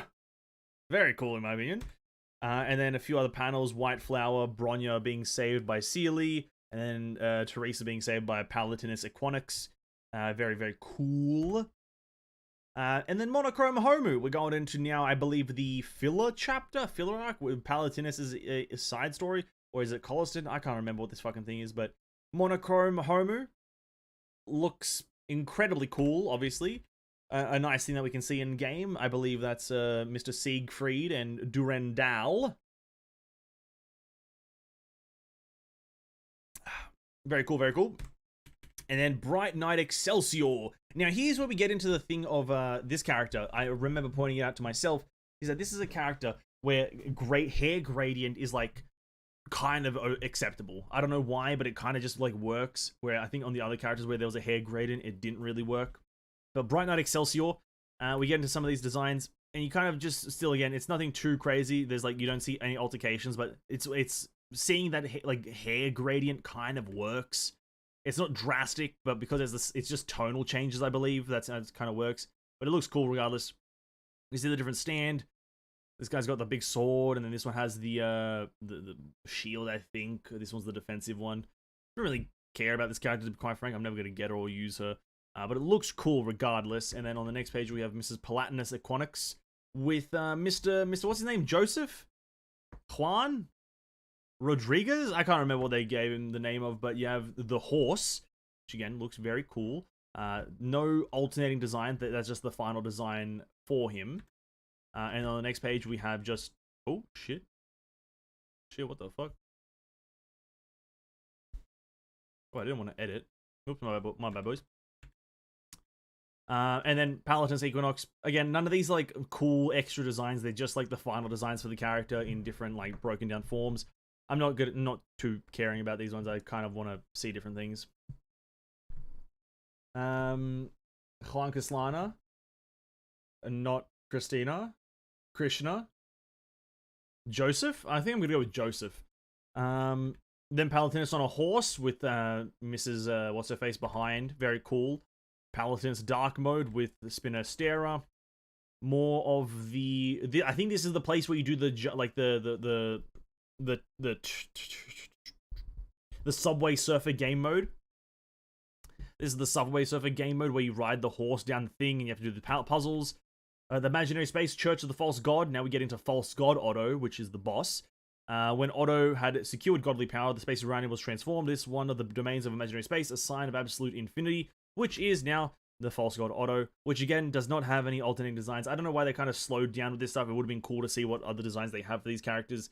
But you just have Otto, and then you have his angel form Otto, which I guess they just kind of went with the Seraph design. That's kind of what they wanted to go for, is the whole Seraph thing. So maybe they didn't even have any other options, so they kind of went with it. And then we have the Otto final cinematic, where he does the whole thing fighting the sands and in the red sand area. Looks kind of cool. Again, it's the storyboard thing, so take what you can from this, but it's just the storyboard of that final cinematic with Otto. He has that one. He gets stabbed through the chest. He kind of starts plummeting to earth. He hits the ground, kills everyone, and then he saves Kiana Caslana. What's her name? Callan Caslana, that's the one. And everyone is happy. The final thing there, Otto looks at the sky and he looks at the imaginary tree and he's like, I've changed reality and I'm now the main character. Incredible. And then Beyond Will. You should drop from my pool's pee. I have your skin. True. True and real. False God Otto and Deliverance Kevin design looks so majestic. True. Also true. It is very true. He accepted his ending peacefully. As he had put it, I would rather die chasing my dream. The madness was over. He had reached the other side, as he had always longed for. Just to see the one and only her open her eyes once more. difficulty reading, but regardless. The conclusion of Colliston. And now, the final part of the book, because that's the last part of the story that the book covers, in the art book covers. After that, it goes into event things. It kind of pulls a few things from cool events that happened along the way, and other things like that. So now we have Event Celebration, which starts off with Once Upon a Time in Shenzhou. And it just pulls a lot of like cool little frames from it, where a lot of cool skins came from. You have some Teresa skins, you have the Mei skin, which is the goated skin, to be quite frank with you. Hubba hubba. Pull out that bad boy. And then some final frame with Fuhua, Senti, a few characters here and there. Other stuff there. One of the just events, really. Just if you play during it, you probably love it, and it looks great. Hacksaw Bunny skin shows a few different designs for the weapon. Nothing really for the character, to be quite frank with you. The character designs, again, aren't being shown too much. And then you have, who is this? Herald of the Spring. I believe that is for someone I do not own, but another Teresa skin. Looks great. And then we have the best skin in the game, or one of the better skins. And this one does have some funky designs, as you can see in the bottom right there. We'll get into those in a second, but it's for Hersher of Thunder. And then we have some designs for Hersher of Thunder's skin, which we'll start off with from the left here, which is probably the one that everyone most likely wanted, which is literally the belly dancer style kind of skin. Everyone probably wants this one still to be added to the game after seeing it. But you have the belly dancer styled one, and then furthermore you have more of it. Kind of this one removes the mask and adds a bit of the white and purple vibe, which fits a bit more with the character, to be quite frank, the white and purple. And then you have the next one, which is a bit more similar to the actual original skin, having the glasses and the general purple. It's not a cheap power, but whatever this outfit design is. A few other ones looks a bit kind of okay. A bit more final design-esque, and then just a random red and white one, which probably looks okay, but yeah. All cool designs, but the first one is incredible, and so on and so forth. Then third one is kind of the original, fifth one rather, original. They look kind of cool. The blue one and the red one, though, kind of stand out a lot. Skins look great, though. A bit closer individually. Flip them around, a bit closer individually. Skip too much. Look great. 10 out of 10. And then we have Mirrored Flourishes, another skin for this character, Stygian Nymph. No redesign choices here. It's all just the character, how they look in the final game, just broken down a bit more. They look great, look good, look great, good, great, good, I guess. Again, no extra things, so I don't care too much. And then we have this picture. I think this is from the next event, which is Stan Wars, which introduces Stan Wars. In these Search of skins, somehow got bigger booba. Well, that's all we have to do, right? Get bigger booba. Right? We have the first skin, Malve Cascade, which has a few alternating forms, none of them which I find overly impressive, apart from maybe the white one. I do like the white one. But they all look kind of okay. I think the final one looks really good. But yeah, they're all nice alternate versions of it. I do think the final version, though, is the better one. But still look all great. Prefer D out of all these choices right here. Final version of it looks great, looks good. Then we have not Teresa, sorry, Aichan and Tesla. I'm not sure what. I think this is just in the event skins or in the event character designs, so it's like not anything that works outside of those things. So it looks cool, but again, it's inside the event. And then probably my favorite thing to come out of this like section is the stigma for Raven, or the Raven stigma. I'm not sure what it's called, but they just look fucking great. To be quite frank with you, they just fucking look great. I had to wait for this outfit, and 2 years later, I think they sell it for 10k or something. That's how inflation works. Or no, sorry, not inflation, but that's how like value drop works, because the skin became a bit more common. Is upcoming free skin? Well, almost similar. In 5-point hair, I forgot what patch we are in. Okay, I gotcha. Fair enough. That's a cool design. That's a cool skin. The right design. Okay. But I like this section. Bit of a Raven. Moving on. We have Kiana sleeping in a hammock. And then we have the Estival Seaside Amusement Park, which I believe I've done the top one, the Rosemary event. I think. I can't remember exactly, but I remember doing that. And now, probably another one of my favorite parts is the Senti lady and her skin being shown. Much like we did Senti at the very start and looked at her designs there. Now we get into her skin in just a second. Cool Summer, Tranquil Night, different skin variations or different like frames for Mrs. Stygian Nymph. Stygian Seafoam, which is a skin. It looks great. No alternating designs though. Still just how it looks in the game. Looks cool. And then, coolness here. Again, like we looked at Senti's weapon at the start, or Senti's original design, now we look at this bad boy, which is, again, the GOAT. Dude, how you just have sick weapon designs, sick weaponry skins. You have, like, a shark spine, then you have an ice cream cone or thing, then you have a paddle, and you have a fucking shark. It's just all sick. It's all dope. It's all epic. It all looks cool. The original character looks great with the whole extra effect. This skin is great. Probably one of the best skins they've ever added, in my opinion.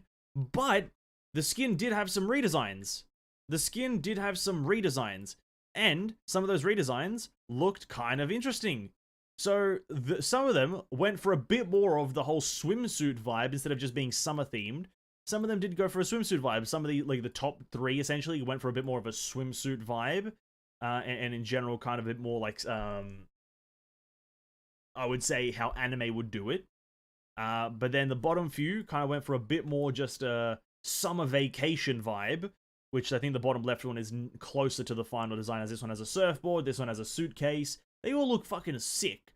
Like, honestly, they all look fucking great. This skin is like probably the best skin ever added, or one of the top skins ever added to Honkai. But they all look great, all look good. And this skin didn't get a return. Well, hopefully in the future we get it to return, because this being able to get this, fucking sick. I did take closer pictures of this because it is very good.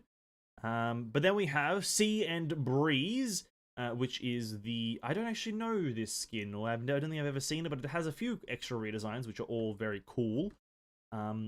Again, I don't know what character this is for. I guess it's for White Comet, I think. It looks like White Comet's posture. But it has a few cool designs. Again, it's summer, so a lot of them are going to be summer themed. A bit more anime styled for some of these choices. This is the classic anime aesthetic usually. They all look cool. The final design is a little bit more of modern hipster, in my opinion at least. And then we have... oh god, I'll get it. Fallen Rosemary's skin. Summer Night's Dream, I believe. Some of these designs down here... I don't know what they're trying to do, though. You know what? Like, I don't know what they're trying to do. You know what I mean? Like, what's up with the devil horns? Or, like, what's up with the demon horns? Like, is she that? Or, like, what's happening here? You know what I mean? Like, what are we doing here? What's happening? Like, they didn't go for it, but, like, what was the idea? Like, what was the goal with these choices? You know what I mean? And the fact that all of them have it, they didn't think of changing clothes. They were like, you know what? The ears, or sorry, the horns have to stay, but the clothes. Sorry, no, the horns have to change from different horns, but the clothes they can stay. It's like they changed their clothes up. But regardless, thank God the horns didn't get through, and now we have, and also the hair length that got like elongated from short to long, which is fine. And then, whatever the hell this is, some event stuff. The Valkyrie's Cafeteria, which is some frames from the cooking show. The regular curry potato stew, the Shenzo steamed bun. Now the Vodka Girls Live Time. Very cool. And then the Have a Taste frame, which is all very, very fun. Which, to be quite frank with you, we'll get into that Bronya one in just a second. All of these are very nice, but you can also find these all through the Cooking with Valkyries anime, which is all very great. And then we have Bronya, Magic Girl Bronya, which is, weirdly enough, we get the bike here, by the way. By the way, we get the bike here, but for the original Herstra of Reason, we don't get the bike visual, which I find very conflicting, right? I find very conflicting. So, regardless... We have the bike, but again, we have no, like, alternate, like, versions of this, so it's kind of like just this is the final version of the character. Bronya's aging bike. Magic Girl Bronya looks great. One of the better skins in the game, in my opinion, just because of the color change from blue to purple. Looks good. And then you have her drawing the Star of David for some reason on, well, I think it's the Star of David on lasagna, or, sorry, pasta, my bad. It looks good. And then one of the final pages, you have just chibi versions or the cooking version of all the characters, which is very, very nice and very wholesome. This is from an event, the cookie one? Oh, it's from an event. I thought it was from the Cooking with Valkyrie series. I guess that it does make sense. But you have all this, looks good, and then the next page is the other characters, which it does have Chick Phoenix, which is fucking incredible, and you got Darway, you got Raven, you got Callan, Einstein, Tesla, Rita, Otto, got all the characters. And then, ladies and gentlemen, that's the end of the book. That is all the pages in the art collection. And let me tell you, pretty cool, pretty cool.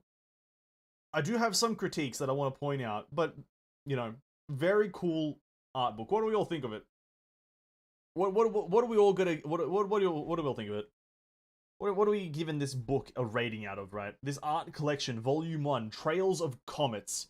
What are we scoring it out of 10? What is the final score, you know? Because I've kind of got my score in my head. I don't know why I want to score it, but like, of like what we expected versus what we got, and how would you rate it then? Because I've got my score, right? And I'll tell you guys my score right now, right? For me, it's a very, very easy, like, 7. And I'm thinking of maybe lowering it, and let me articulate why, right? Right, you guys definitely tell me yours, but here's why. I give it, like, not that high. Like, in comparison to, I think, how some other people would maybe give it a 9 or a 10, I give it, like, a 6.5 to a 7, because I feel like they could have very, very easily, they could have withheld the book, right? Withheld the book for at least an extra 2 to 3 months from shipping and from releasing, for an extra 2 to 3 months, and had everything from part 1 of Honkai in the book, instead of just having, like, up to Colston, and then after this you don't have any of the the other Elysian realm, the Elysium Everlasting. You don't have any of the moon stuff. You don't have any, there was no Aponia. Like, Aponia didn't make an appearance. You didn't get any of those things. Vilv wasn't in there. Part of Fellas wasn't in there. Like, a lot of things just weren't there. And so if they postponed it by like a few months, you'd be able to potentially put everything from part 1 in there. Like, you would have been able to get all those characters, all the extra arcs, Finality, Origin, Truth, Ai-chan, Li Su-shang as a playable character. All of the book would have been bigger, obviously. The book would have been bigger. But, like, I feel like that would make it a lot better. Because right now, when they're... Let's say they release Volume 2, right? Let's say they release Volume 2 right now. Well, what's that going to have? It's going to have a mixture of things from Part 1 and then Part 2? Or is it going to have a mixture of things from Part 1 and then Part 1.5 and then also Part 2? So it's going to be just... Volume 2 is going to be a mixture of things that have no correlation to each other, in my opinion. So they could have easily postponed it for a few extra months. Obviously, we wouldn't have it, like, now, but that's, like, the only critique that I have. Other than that, I think it's fine. I think it's pretty cool. Didn't get one, 0 out of 10. Cool. Sendy gets the W from everything. I give 8 out of 10 because there's no Vilv. If there's Vilv, it's a 10er. That's fair. Again, I'm of the same mind. If there were more characters and more things, I would have given it a higher score, but for some reason they just decided to only have up to Colston. But maybe Volume 2 will have all the things from Colston all the way up until the end of Part 1 finale, because I guess that might be a lot of things there. I'm not quite sure. That's from, what, chapter 25 to 35, so that's 10 chapters worth of things. So you could actually probably do it. But there was also no Dia and Korra in this. Like, so many things were missing. But that's, like, the only critique that I have with the book, personally. That's the only thing I have. Is just that there was not... there was a lot of things were missing. But yeah, I'll probably upload that as a small video. And by small video, I mean, like, that was probably, what, like 2 hours of just reading? Bit of 2 hours of reading. Great, I love it. My throat hurts so much. I'm in pain, only in pain. But yeah, I'll probably upload that. And I think I might add a section to I might add a section where there, like, it's not like not a section, sorry, what's it called? A channel, a text channel to the Honkai section, and call it the Honkai art book, and I'll probably upload all these things to there, maybe. I just want to see, because this is a large amount of images, and it does take up a lot of space. I think this is like a few gigabytes, so that would like probably not work. Let me just check. This is like near like 2 gigabytes, I think. So I kind of want to do that, but also it would take up a lot of space, and it would be a very like arduous thing to do. So I might just leave it as a video, and if for people who want to kind of like look back at the book and reference it, just the video can serve that purpose. But for the most part, it's like, yeah. I don't think I wanted to, but I just, because of the length of it and how many files it is, I don't know if like the Discord would allow me to do it. Maybe ship to Cambodia too when Volume 2 out? Maybe, or hopefully they do worldwide shipping. There is no AFO? I guess that's actually true. AFO I can understand, because that has nothing to do with the main story. AFO I can understand. Like, if you're talking about game release, it makes sense that AFO should be there, but in terms of story, which is the way they did it, AFO shouldn't be there. Finally experienced everything in Honkai for a year-ish stuff. True, I have experienced everything in Honkai. I am actually the best Honkai player, and also the most knowledgeable. Do a thread, maybe? I was gonna do a thread or just the text channel, but the thing is, I want to see how, like, if I can just copy paste it, right? But I don't know if I can. I think I might have to upload each image individually. And then, like, I'm just thinking, like, how the fuck would, like, that work as, like, viewing it, right? Because if you have to just, like loading it all, right? Because it's 200 and something images, right? It's 200 and something images. That's a lot of images to just only load and then, like, constantly scroll through. So just depending on how it feels to do that, depends on if I will. But regardless of it, like, I will try to do that. If not, it will just remain as a video. If I don't do it, the video is just going to be the only kind of way to find it. Don't that chat for view image only? I know. It's all about the size. It's all about the actual size.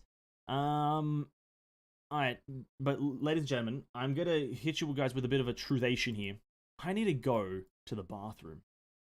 After a long reading session and my throat being raspy as fuck, and I can actually feel the pain accumulating in my esophagus, I need to go to the bathroom. So, let me get up some nice music, right? And it'll be compressed too, put a zip file and sell it. I feel like that would be illegal.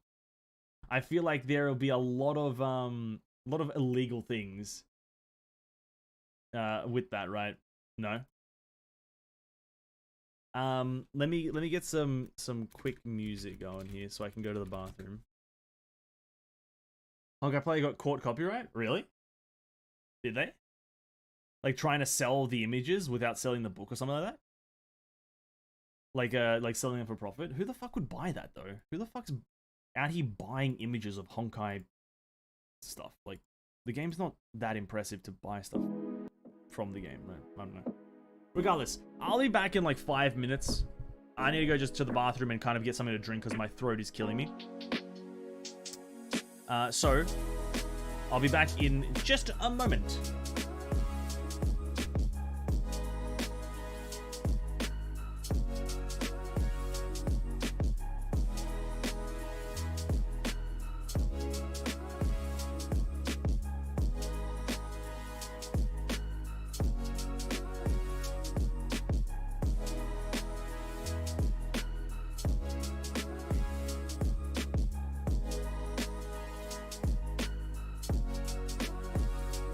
Alright,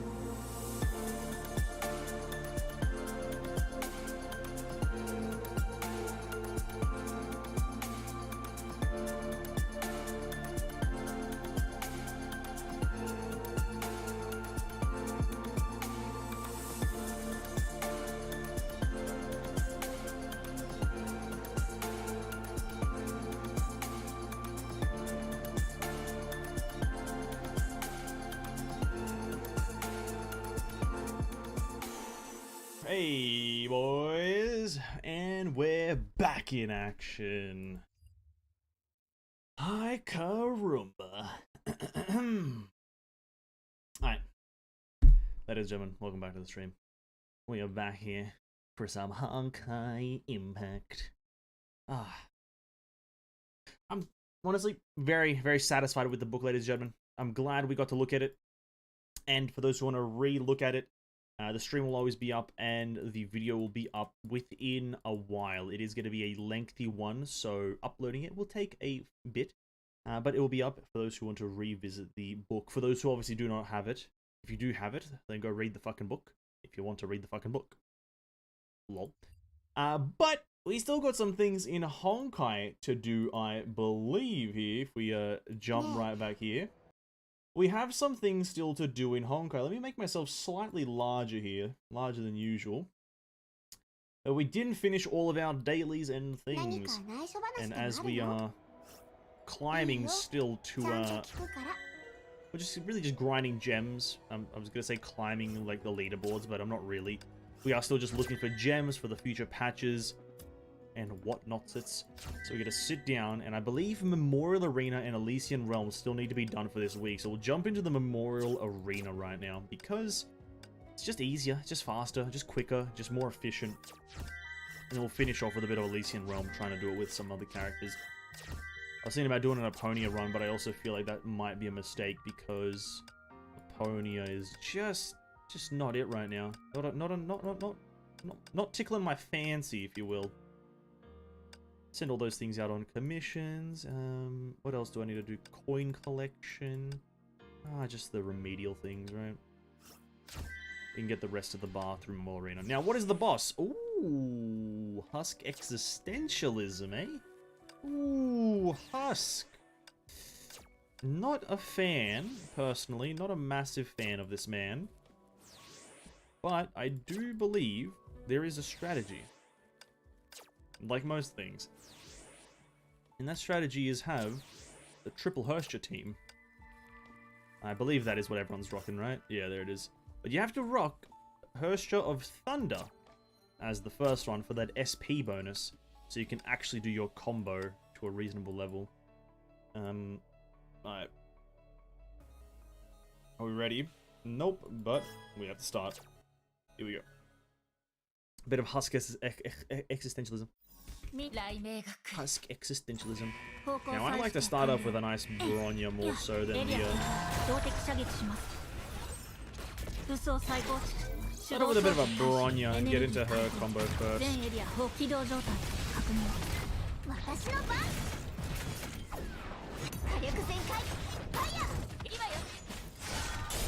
And we have the SP requirement.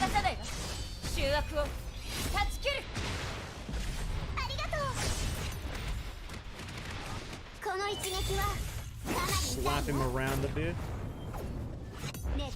I would do the attacks, but we're not gonna. But I come in with the big one. Slap him up.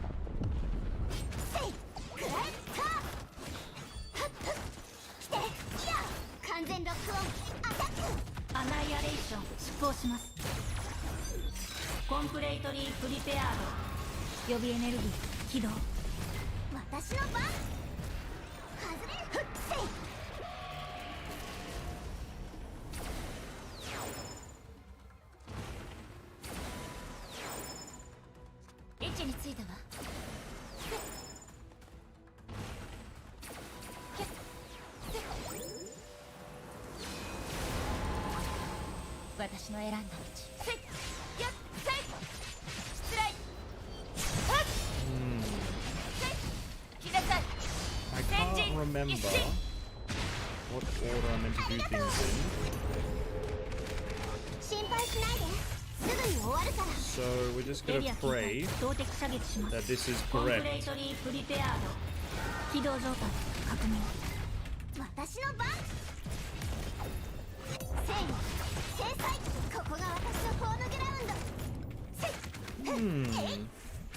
Smack him up.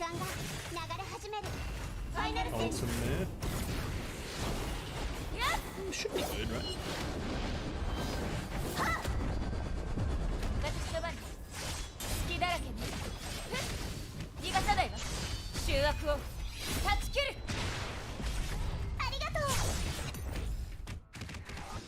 Bang.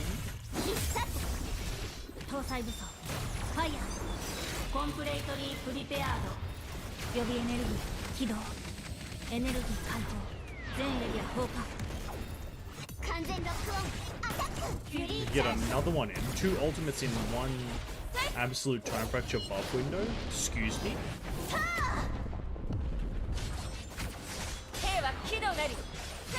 I feel like I've messed something up here, actually.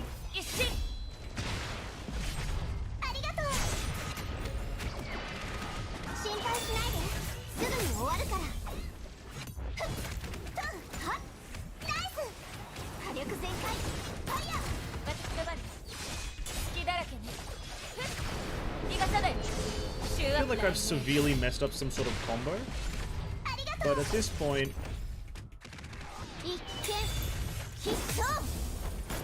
it's too late to back down. Yeah, listen, it's fine. We got him. It's fine. 46, 864. You know what? That's fine, right? 47, I think, is the max threshold for all the rewards. So we did okay. We did okay. I think.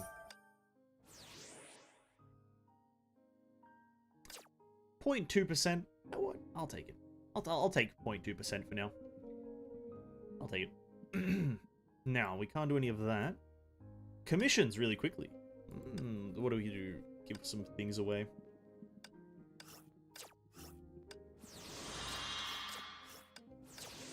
Give random bullshit away.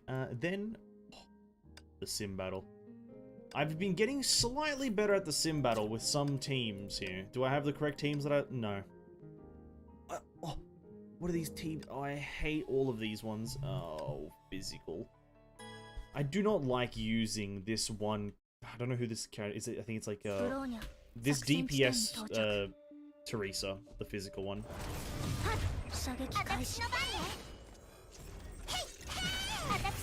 Not a fan. Justica something? I don't know what her name is.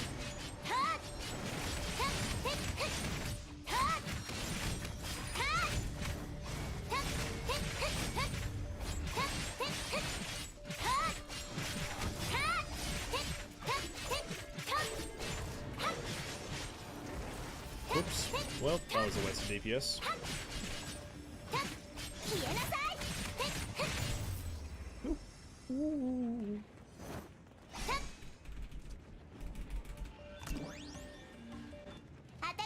Something about this one, whatever her name is, I just don't like using her.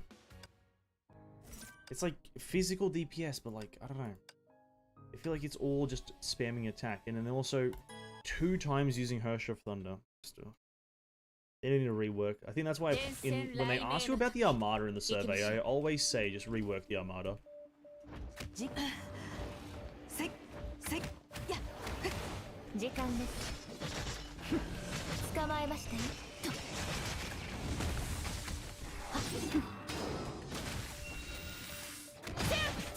feel like the Armada could use a big one right now.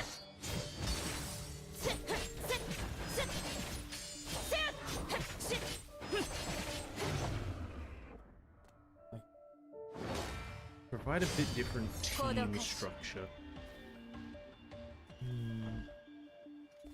Because god damn it. Sick of using this character. Sick of using this lady without her having 7 thunders. Key of Castigation can please go away. The final one, again, it's the same team. Same goddamn team, man. Bam, bam, bam, bam.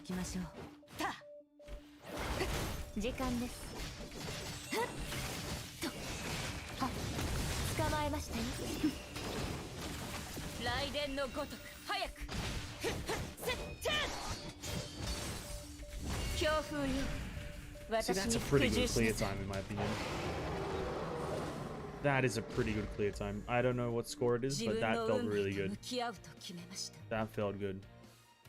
14, 657. Like, come on. Come on. That had to have been good. I don't know if there's like singular rankings. Where am I? I got third.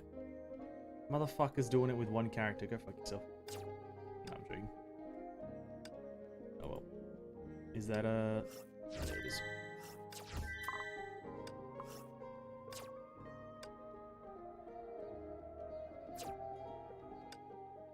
Two boxes, eh? Ooh. That's right.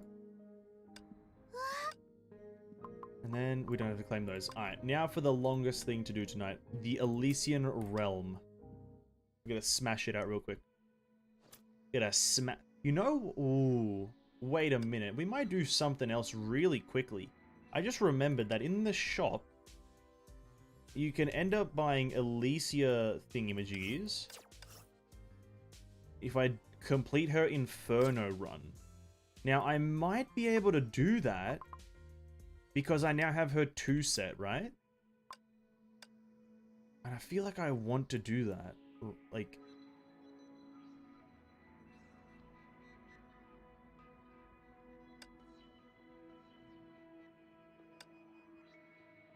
I at least want to try it. I at least want to try it.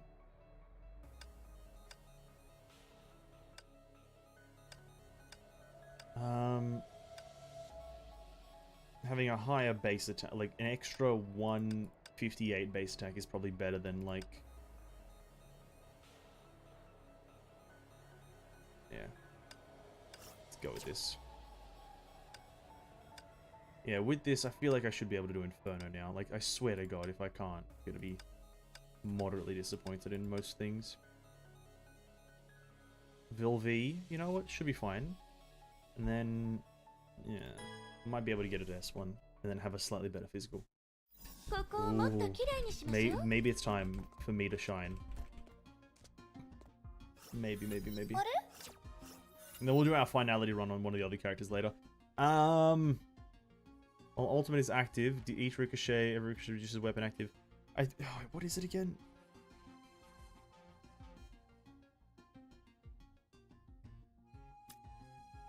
I don't remember. I don't remember.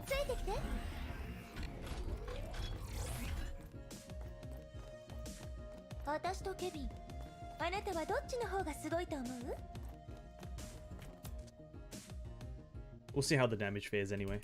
Because if we don't end up killing anyone on the first floor, it's...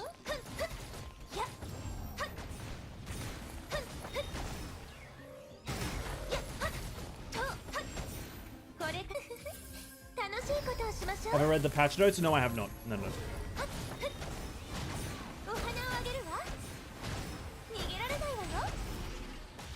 I'll do those a bit later.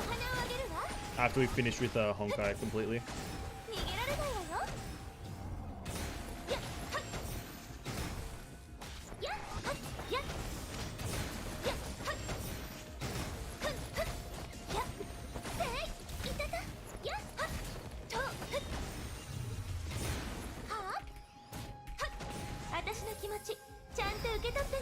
I'm back, guys. Oh, welcome back, everyone.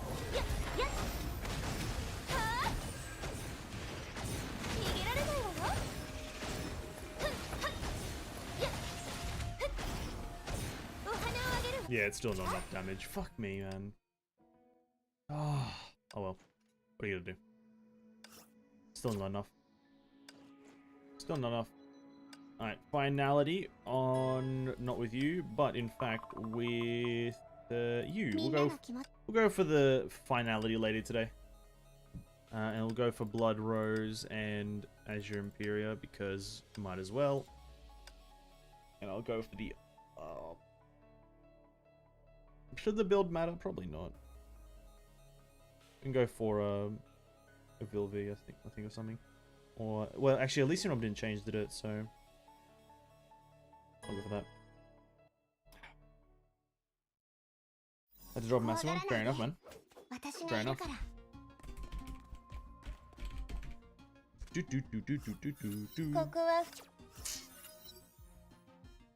We need Condescension. Infinity, Helix, that one. I'll just use all my resets, see if I can get an ego.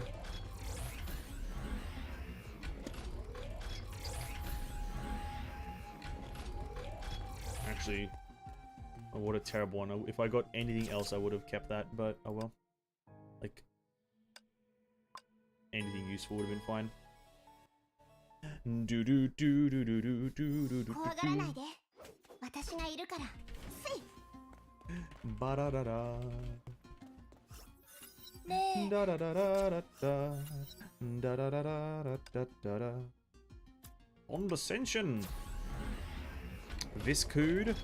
Setsuna, Deliverance, Helix, Decimation, Stars, Reverie, Bodhi, Setsuna, Infinity, Gold, Helix. Helix is fine. We can kind of like always do our thing, right? We go skill, all combo, skill, combo, skill, combo.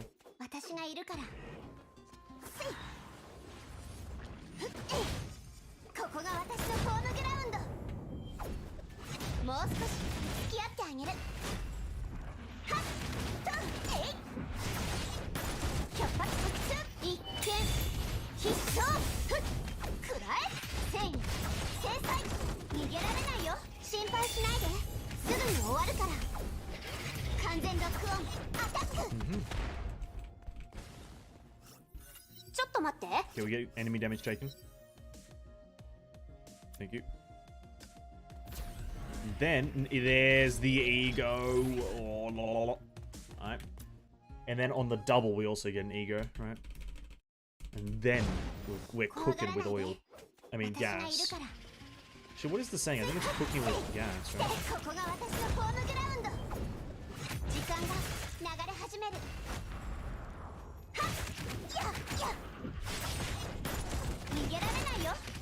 Now we're cooking with gas.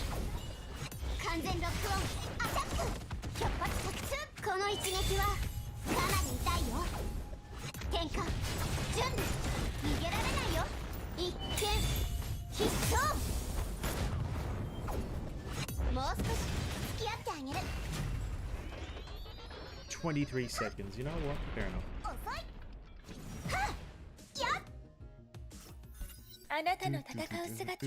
We're looking for high flames. Good job. That's the exact one I was looking for. Reverie, Vicissitude, Discipline. I believe it is time for Discipline. But we need to not go for the ultimate boosting one because that fucks our build up.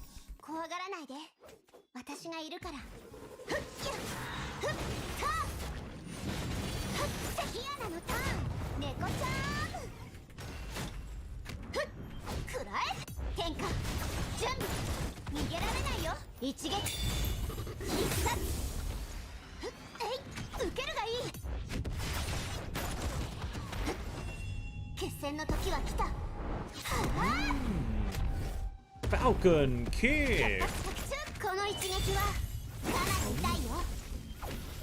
Falcon kick. That should kill him.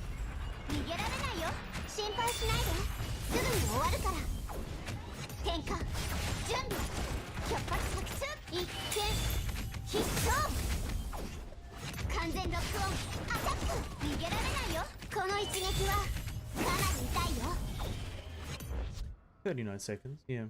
Now that I think about it, in the damage in EI is not that impressive. She can clear that fast, not that fast because of time stop. Yeah, no, she's not that fast. No, if that's kind of what you're like pointing out, she's not that fast. No. Her damage is like weird. She's a very weird character.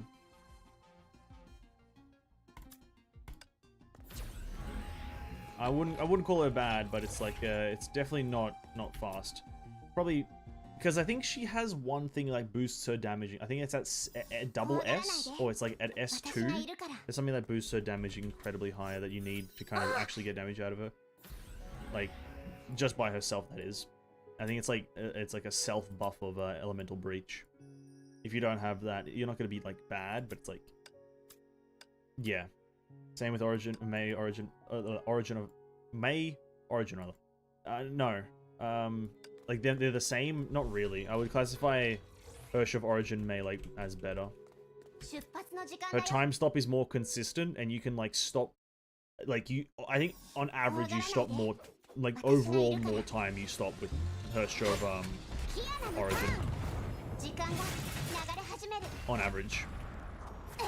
受けるがいい戦制裁出発 Which is absolutely no surprise, seeing as like you get 3 time stops within a whole kit, 喧嘩 whilst 逃げられない you only are in this character's time stop for about like a fraction of a second.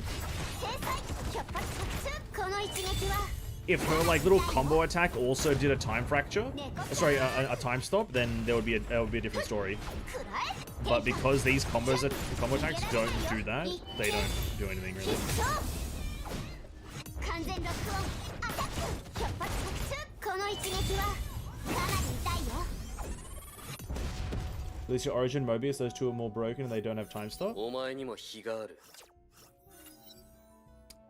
Yeah. They just got fundamentally better egos though, that's like largely the reason. Like Hersh of Origin just has a thing that boosts her damage by 100%. I like double your damage with just one ego, so it's like it's just the difference in ego power. 怖がらないで私がいるから出発の時間だよここが私のホームグラウンド Oops, wrong one. 時間が流れ始めるふっやっやっ出発作戦この一撃はかなり痛いよ完全ロックオンアタックふっ決戦の時は来たはあ逃げられないよ心配しないですぐに終わるから天下準備キアナのターンもう少し付き合ってあげる出発作戦この一撃はかなり痛いよ完全ロックオンアタック逃げられないよ心配しないですぐに終わるから Then again, that is also like it's very easy to do Herstra.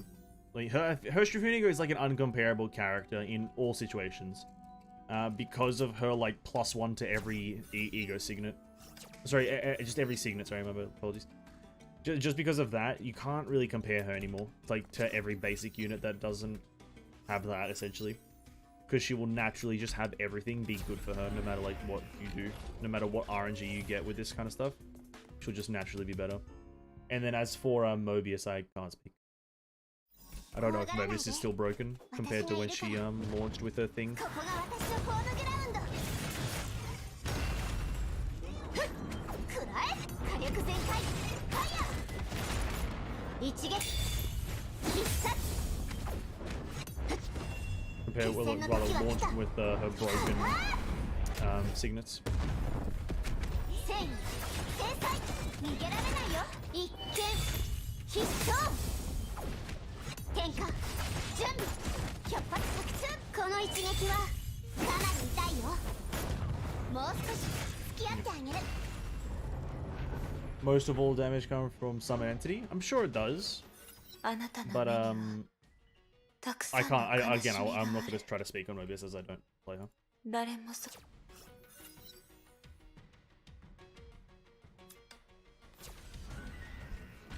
I just know that not Mobius, sorry, the other one, Hershey Humanigo, is just you can't compare it to any character anymore. They are specifically in Elysian Realm. In other game modes you can, but Elysian Realm you can't 私 really. がいるから She's just was designed to be the strongest in this, no matter what. Let us go. Yellow is not that great. Let's go for.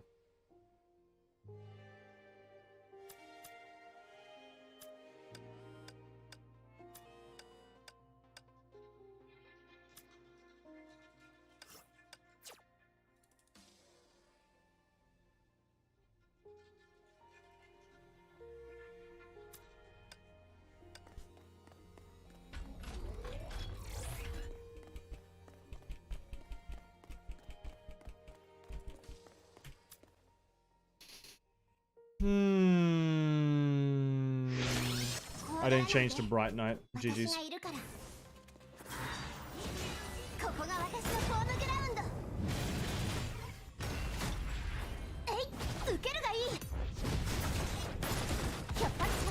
一撃必殺ふっ食らえ戦意制裁ふっ決戦の時は来たはあ逃げられないよこの一撃はかなり痛いよ完全ロックオンアタック一見必勝 And another part that makes like her of Origin and Finality slightly weaker than other Valkyries is the fact, or specifically to her Hunigo, is that she's classified as an Elysian Realm one, so you get 2 egos at the very start of the round, so you don't have to funnel into so much RNG and attempted to get you don't have to attempt to get the other ego throughout the run. Because right now I am technically still trying to get my 3rd ego because I think this character kind of thrives from 3. 2 is good, but 3 I think is better. But it's like a struggle.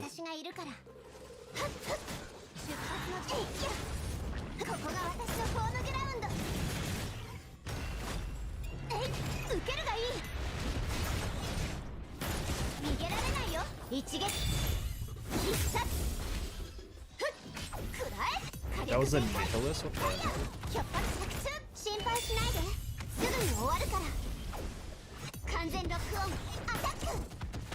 逃げられないよ一撃必殺もう少し付き合ってあげる決戦の時は来たはあふっ食らえ変化準備百発百中一見必勝戦意制裁逃げられないよこの一撃はかなり痛いよ変化準備百発百中一見必勝えい受けるがいいここが私のホームグラウンド決戦の時は That's not gonna translate. Whoops. 来て戦意制裁逃げられないよ一撃必殺火力全開ファイヤーこの一撃はかなり痛いよ Look at that. Still got 15 seconds to spare. God damn, that's pretty bad. Pretty bad.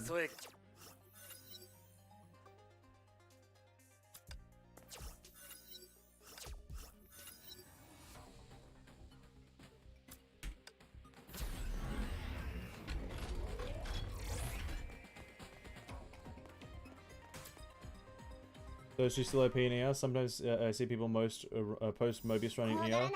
Base strength, clear in 4 minutes, like how I think they nerf Mobius so hard.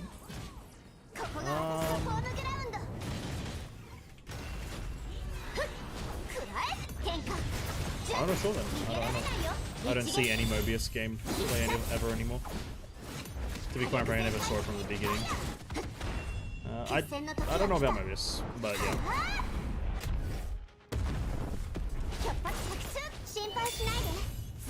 Maybe they're just broken characters, fundamentally. Fundamentally broken.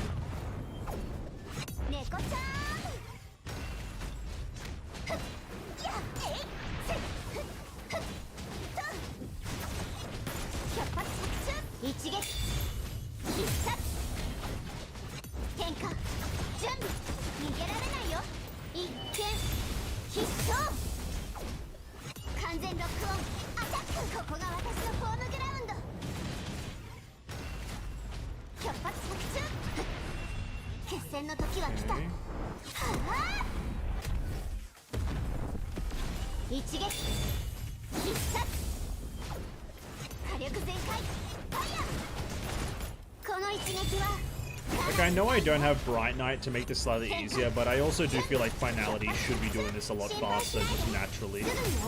Even without, like, the added part from Bright Knight. I did that wrong, whoops.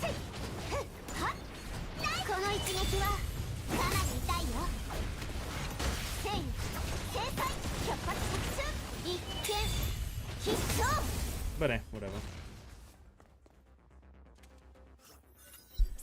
Considering you should have been Discord, maybe some Lisa in Discord, maybe the reason we don't see much players had enough with them and trying to join you Valkyrie. There's nothing much to enjoy with the new ones though. No, that's just me being like kind of salty, but you have to go for the top one. Yeah, I just think the new ones though just they don't feel as strong, but they are I guess they are new or they are different, right? But they definitely don't feel as strong. That's like a near guarantee. There's just something about them. Like I just feel like it is still technically Finality's week. Like until next week, Monday. I think next week Monday it has to roll over to for the next Elysian Realm. I believe so at least. But even on week like right now where it is Mobius's not Mobius, sorry, Finality's week, it just she still feels very weak. I don't know why. Just doesn't feel like much is happening most of the fight.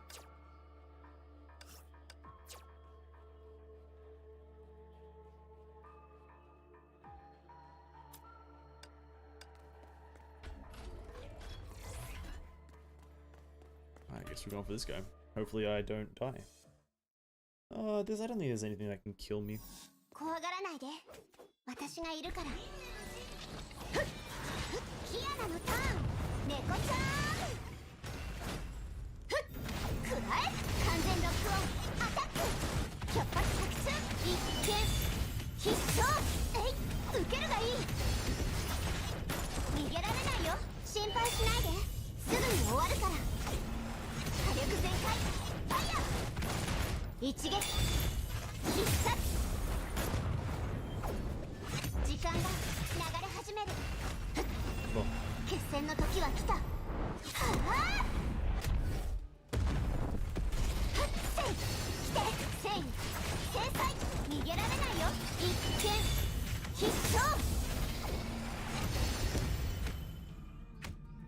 Every time when I try to reroll shop, I have to confirm twice for it to reroll.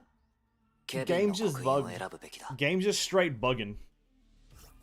It's just straight a bug in. Let's go for Rend lasts a bit longer. This might be a mistake because I'm going to be applying Rend to myself, but whatever. Stars.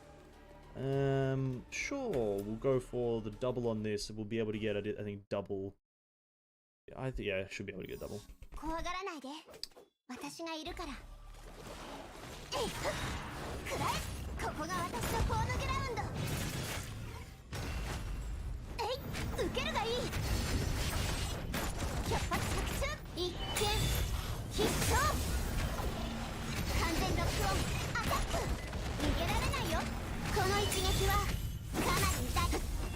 Oh wait, I didn't do it with the buff. Whoops! I thought they were gonna die from the combo. I assumed wrong.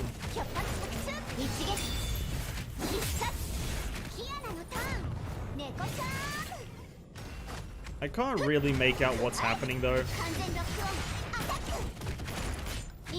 I just kind of know that I am doing the combo correctly.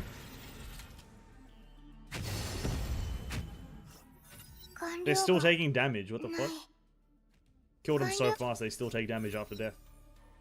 Let's go with yellow this time, I think. And then we go... I don't think there's any way for me to trigger ultimate evasion, because unfortunately, absolute evasion does not count as an ultimate evasion, so... Wait, I can't even remember if it does. Sure, it's still better to have it than to not have it. Might be able to buy a paint or something.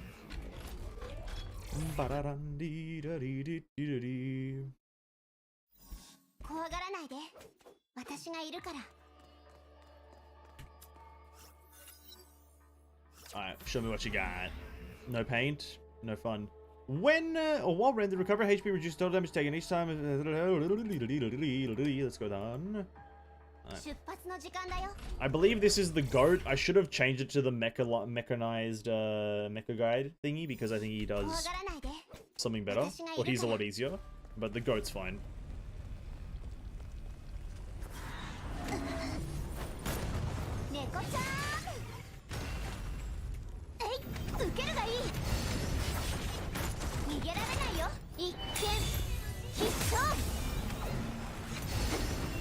I don't know how the mech is a lot easier, because it's like, this is a type counter here, but the mech is easier because it's elementally weak.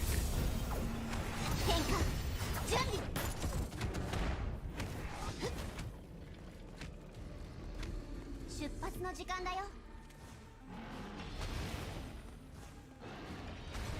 いや、逃げられないよ。一見必勝。くらえ。せっ。いや、ナイス。キアナのターン。時間が流れ始める。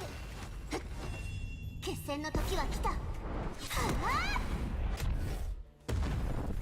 100発100中一撃必殺変化準備逃げられないよ一見必勝正義制裁100発100中一撃必殺火力全開ファイヤーここが私のホームグラウンド 決戦の時は来た。はあ、逃げられないよ。心配しないで。すぐに終わるから。変化、準備、100発100中、一撃、必殺、完全ロックオン、アタック。この一撃はかなり痛いよ。No. You know they screw someone up when I play Honkai and overheat, but not in Genshin? Really? I had no idea. That is pretty fucked. But to be quite frank though, on average, like, if we're looking at the overall average, the average Honkai Impact gameplay is a lot more intense than the average Genshin gameplay. Average Genshin gameplay has you cause like 2 reactions, whilst average Honkai gameplay has like 3 ultimates cast at a time. So if we're looking at purely the average, there is like a slight difference in like even intensity for gameplay.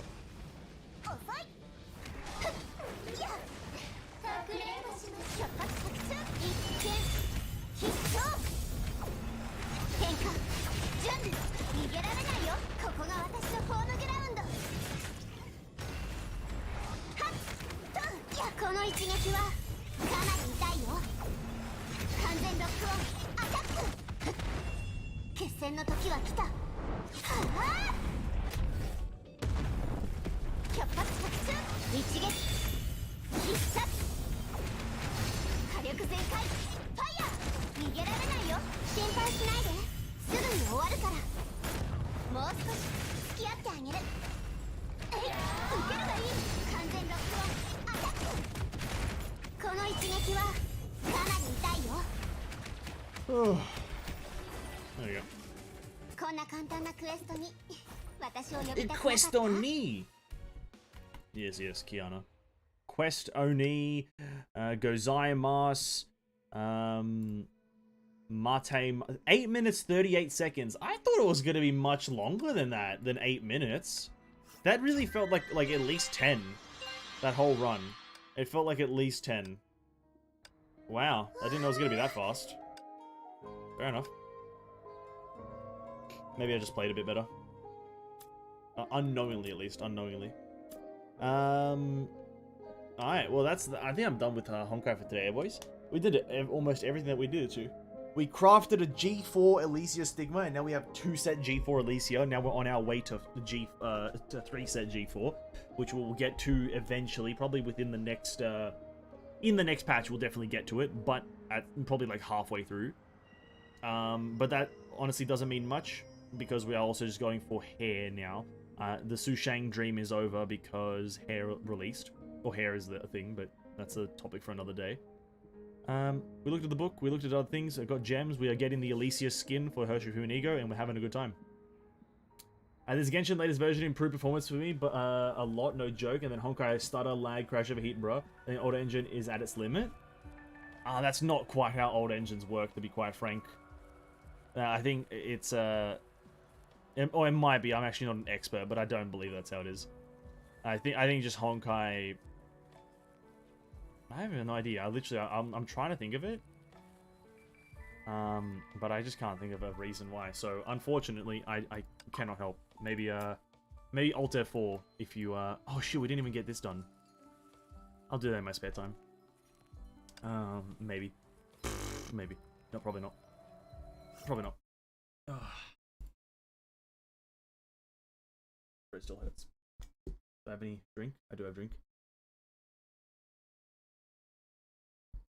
I'm gonna go skip Susanna and go for Prometheus. Good luck, dude. Good luck. If I had the patience, I probably would also do it as well. But she's an SP character, so I'm kind of I'm like, you know what? I'll just leave it up to whatever happens. If she has natural shield break in her own kit, then I'll just like get her that way. If she doesn't, then not too bothered.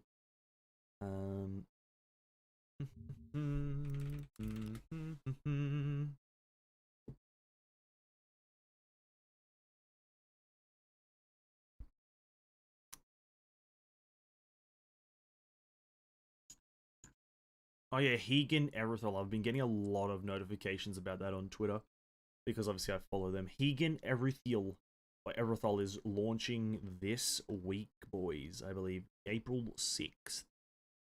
A lot of notifications about it. A lot of notifications. Not complaining, but also I am kind of complaining. A lot of fucking notifications about it. Alright, for this last bit of the stream, we're going to take a look at some Limbus Company patch notes. We're going to be taking a look at some Limbus Company patch notes, but it's going to take me a second to organize this because they launch or they release all of their patch notes in both in all three languages: Korean, Japanese, or Korean, Chinese, and English. So I just need to figure out which ones I need to open.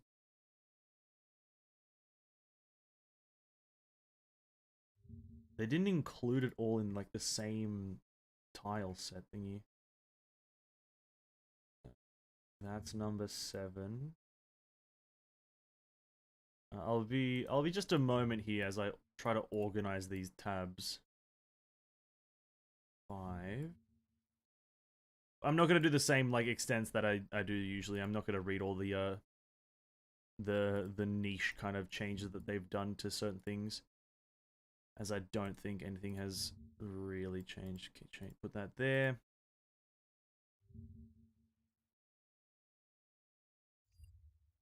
Oh, is that number 3? 3 of 12. What does that mean, brother? Come on.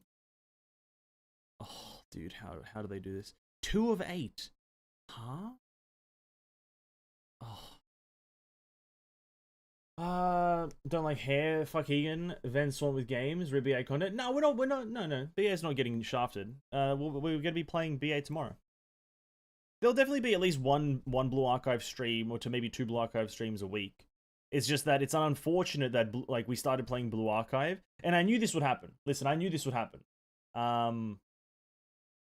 That we'd start playing a game during a part where all the games that I just passively play are getting patches and patch notes and all this other stuff. So I knew this would happen. It's just unfortunate, really. That's all it is. But when like Blue Archive's not going to slow down. We're coming into it tomorrow. We're going to continue more so with like the general progression. We're going to come in with the characters. I think I have a fair few roles also saved up or whatever. We're going to just progress more of the story. At least try to get Volume 1 done.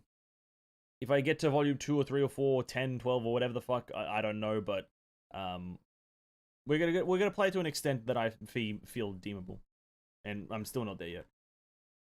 Okay, let me close all these again. Fuck, I just fucked everything up. Okay, so that's tab 1, tab 2. Yeah, that's 3 of 12, but I'm assuming there's only 8. Okay, cool. That's 4 out of 8. That's 5 out of 8. 6, 7. And the last one is the lunacy stuff. Okay, cool. Whew. Where's a pink color for roll? You forgot one of the most beautiful color? Pardon? In the Discord, you mean? No. Pink Dink. That's what I have to think about that. Pink Dink. Let's quickly jump over here. We're gonna real quick look at the Limbus Company patch notes. We're gonna do a quick view of this. I'm not gonna read all of them, but Limbus Company April 6 patch notes. I'm gonna probably end up slowing down on Limbus Company in the near future because the game right now is literally just a login simulator. Not necessarily this patch or whatever soon, but probably when they release their major event, which I believe is the week after this one. That would probably be like one of the last few times that I think about playing Limbus, because right now it's just a kind of a login simulator and it's kind of just a story game, and the story is not really coming out within. There's been no new story since the release of the game. So it's like it's very slow and it's kind of just a login simulator, and there's no real kind of like character min-maxing. I thought I'd just preface that here, that Limbus Company for me it's a great game, and we've definitely put in a fair few hours into it. How many hours do I actually have in Limbus? I got 52 hours in Limbus. That's enough for me to know where I sit with the game and have given it a good go. And I even bought the Battle Pass, so I supported the game to an extent because I do think it is a good game. But let's get into the April 6 patch notes. Maintenance at the same time, 10 a.m. to 12 p.m. on the 6th for KST, Korean Standard Time. That's fine. New target extractions for 7 Section Director 6 Otis and Lee Section 5 Hong Lu. New characters. I didn't upload the actually this, it might even be up now, but the looking at the characters kits, it might be up before this, it might be up after this, it might be up at some point, but it'll be up sooner or later. Extraction rates increase for the following identities: 4th Pack Rabbit Heathcliff, which is R Corp, and She Section 5 Heathcliff, as well as N Corp Kleinhammer Heathcliff. So just Heathcliff has had a Heathcliff is just getting a massive raid up banner. It's just all Heathcliff. So if you need any of these, go for it. It's R Corp Heathcliff. He's pretty good. New identity egos: 7 Section Otis and Lee Section Hong Lu and Telepole Faust. Quite good. Telepole Faust is going to be a part of the charge team, but it is kind of a different playstyle to it. New content, a new feature: Luxcavation Sweep.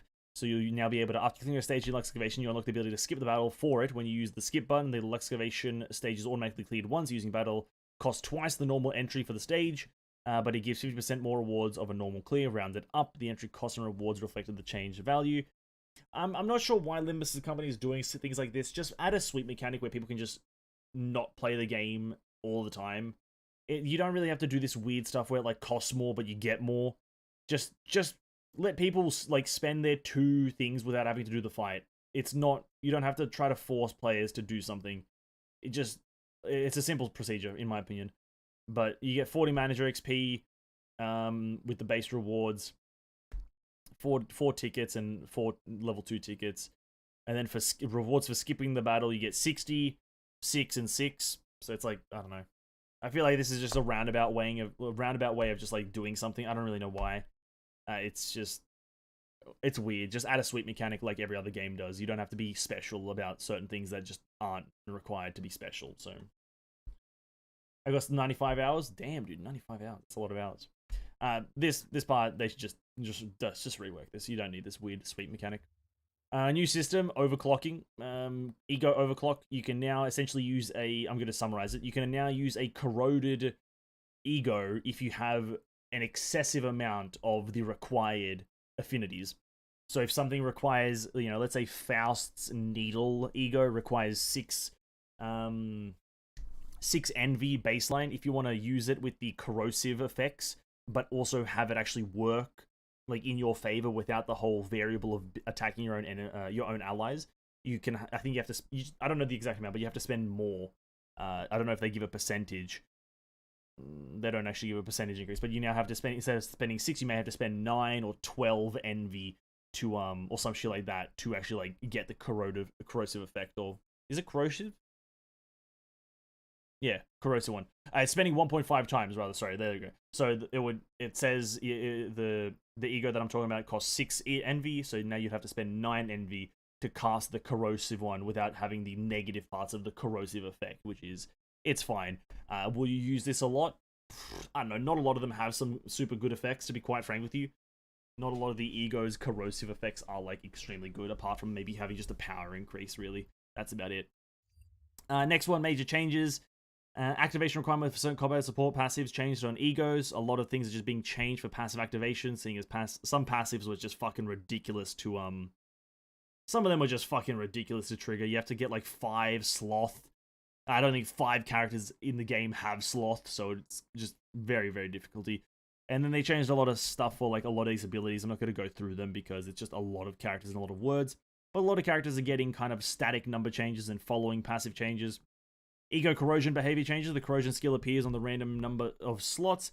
Panic blocks are now added to the slots where the corrosion slot did not appear. Panic blocks prompt no action in particular when changed. Don't know what the fuck that means, but it's changed something. And then changes to the sin resistance modification when using ego skills. Fin resistance are updated when using an ego skill. Current iteration, when using an ego skill, only the stronger resistance values from the ego will override the unit's current resistance. After the update, when using an ego skill, the ego's resistance values completely override the current ones, whether or not they are more advantageous.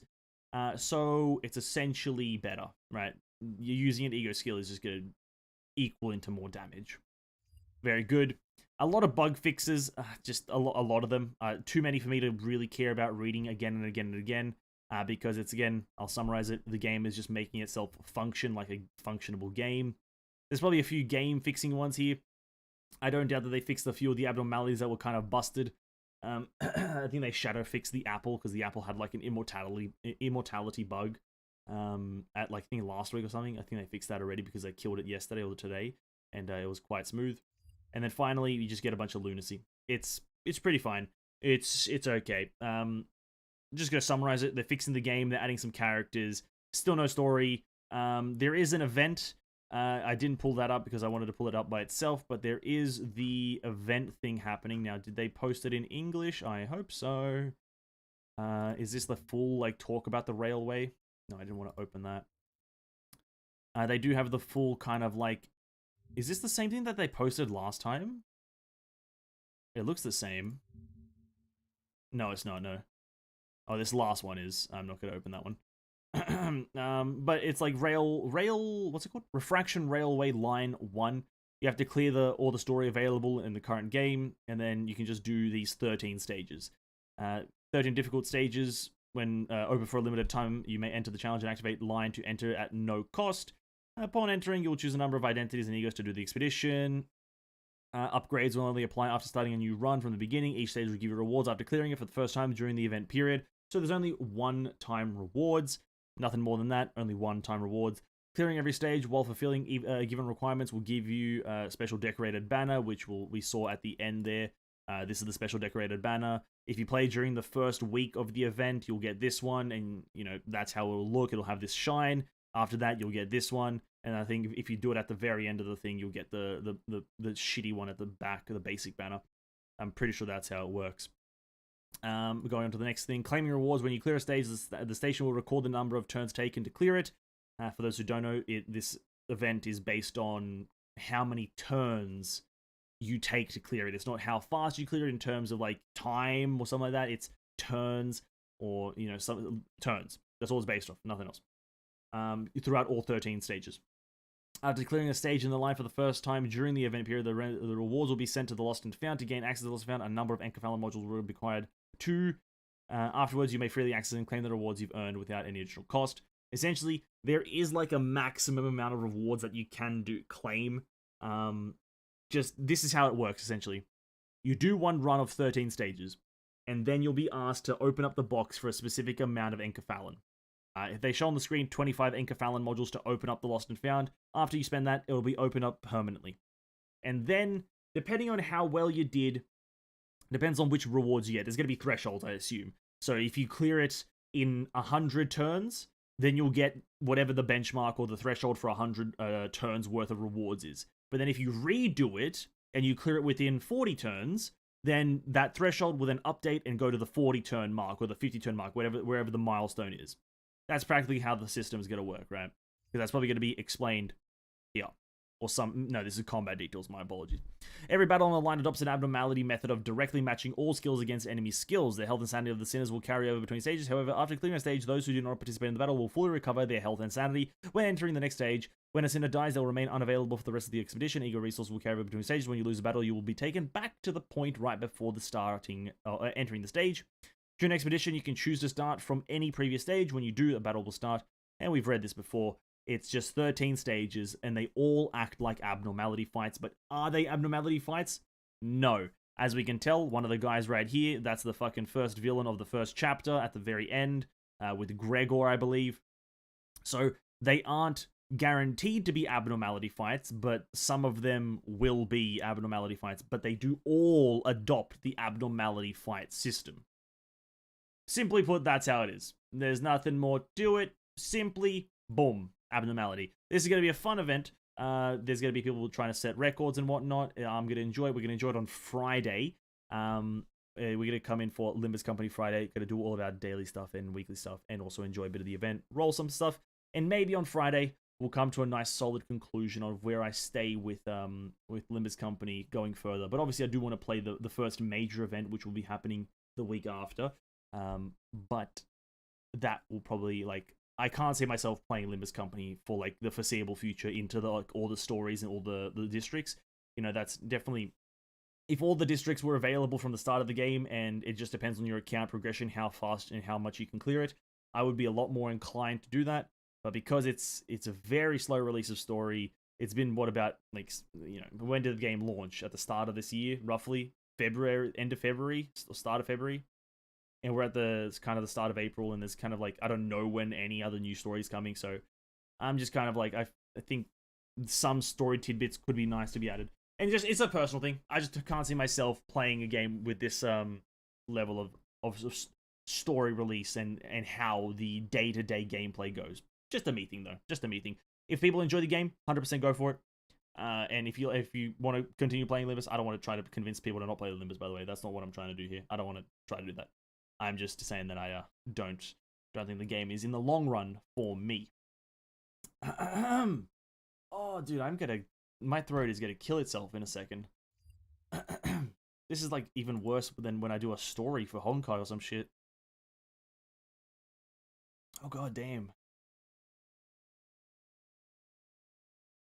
But there is a game that I can see myself playing for a long time, and it's because it's a little bit more up my alley. And that game, ladies and gentlemen, for those who don't know, who don't follow me on Twitter, if you don't, go ahead and follow me on Twitter. I believe there is a link in the description. If there isn't, it's just Venessence on Twitter, @Venessence. Wuthering Waves. Oh, dude. I can see myself playing Wuthering Waves a lot. It looks PGR, but open world and single player. And honestly, fucking hell. I commented on one of the new characters that they announced, or maybe not announced, but Danjins, I believe it's pronounced, Danjin. One of her new things, and dude, look at this lady. I don't know, there's something about it. I wish there was sound effects and whatnot, but there's something about it. I don't know, visually I can see myself playing this game and enjoying it visually and gameplay wise, because I'm a bit more of a action combat kind of guy. But yeah, this looks good, and this is what I put in. There's something about this game with just let me buy it. I'd buy the game. I'd buy the game. And there's a lot of other ones. This is a good one, dude. Bro, it actually, like, this combat right here does kind of look kind of like Kirito doing his Starburst stream. I'll be honest with you. It kind of does look like Kirito doing his Starburst stream, which I can get behind. I thought you were going to say Blue Protocol? No. I'll mention Blue Protocol in just a second. Have the CBT node? Who gets it? No. Closed beta happens at the end of, or the announcement for it happens at the end of this month. The announcement for the closed beta happens at the end of this month right now. It happens on the 24th of April. Starburst stream. And then, I don't know, she just looks like also like a pleasant character as well. I'm not going to try to... Yeah, no, we're not going to go that far into it, but yeah. As for Blue Protocol, there's one thing that I'm going to say. I really do want to play that. But it's an MMO. And so, if I do ever end up playing it, it'll be just like a 1 stream thing, 2 stream thing. because that's an MMO, and MMOs require a different type. It's the same thing with Tower of Fantasy. It's a different style of play and different like play time. You have to dedicate a lot of time to it to really get far. It's not like this kind of like day in, day out, 10 minutes a day kind of situation. To achieve anything in an MMO, you really, really have to dedicate time. And I just, with how much I really want to focus on all the gacha game list and Honkai Star Rail, its release, and as well as Genshin, Honkai, Wuthering Waves when it eventually releases, and so on and so forth, until I find my groove in what my favorite gacha games are, I don't think I can do Blue Protocol, at least not for a very long time, or very consistently. But yeah. That's the Blue Protocol one. I've also heard mixed stuff. I've heard mixed reviews. I've heard good things, and I've also heard that it's like also just okay. Like it's just a good game, but it's also just okay. I think it was from MMO Byte. I believe that's the channel name, MMO Byte. I watched his thing. His day 1 thing was praise. His day 2 thing was kind of like not a critique, but I'm also like, it's good. Could be better though. You know, it's kind of one of those situations. Like it's good, but it could improve. Like most things though, that's kind of like the general reaction for most games. Hey, it's good, but let's up the ante, eh? But yeah. What game is it? HSR launching very soon. HSR is on the 26th. Right now we're on the 4th, so that's also there. Oh, dude, it'll be very terrible as well as like if I get invited, which I highly doubt I will, but get invited to the Wuthering Waves beta, which happens 2 days prior to the HSR launch. That would be kind of devastating, but it is what it is. That'd be devastating news. Oh no, Wuthering Waves, don't do that to me, man. Don't do that to me. Because they've also got that giveaway going for closed beta, which I think I did. Who knows? I'm not too fussed about it. But they also have official merchandise, which I'll be honest with you, the Wuthering Waves official merchandise looks like just good jewelry. Like, I don't know what they're giving away as merchandise. Maybe it's just like stickers and what.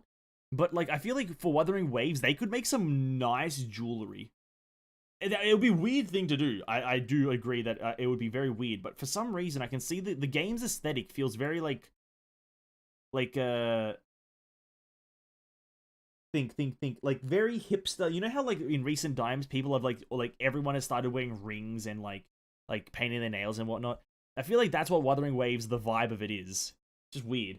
Not weird that is, but like weird how it gives that vibe. AG falling into the Dead Sea. Too many good games this year. AG it's not capitalizing and releasing. That's all it is. AG would be able to launch right now and I think be like moderately successful. To obviously an extent, but it's just not capitalizing on releasing early, so people get like kind of into it already. It's like it's waiting and waiting until people already are invested in a different game and then don't have time. Because this thing, if Aether Gazer releases after HSR or even close to Wuthering Waves, I'm not going to be looking at Aether Gazer. Like for me, Wuthering Waves is a lot more interesting. So it's like they're just not capitalizing on releasing at the right time. Let's close Twitter though. I don't really feel like looking at Twitter anymore. Bunch of cringe lords on there.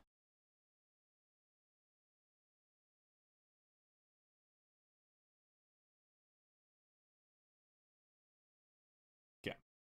I don't know if Yostar can carry AG. Probably not. I have to kind of just hope that they release the game.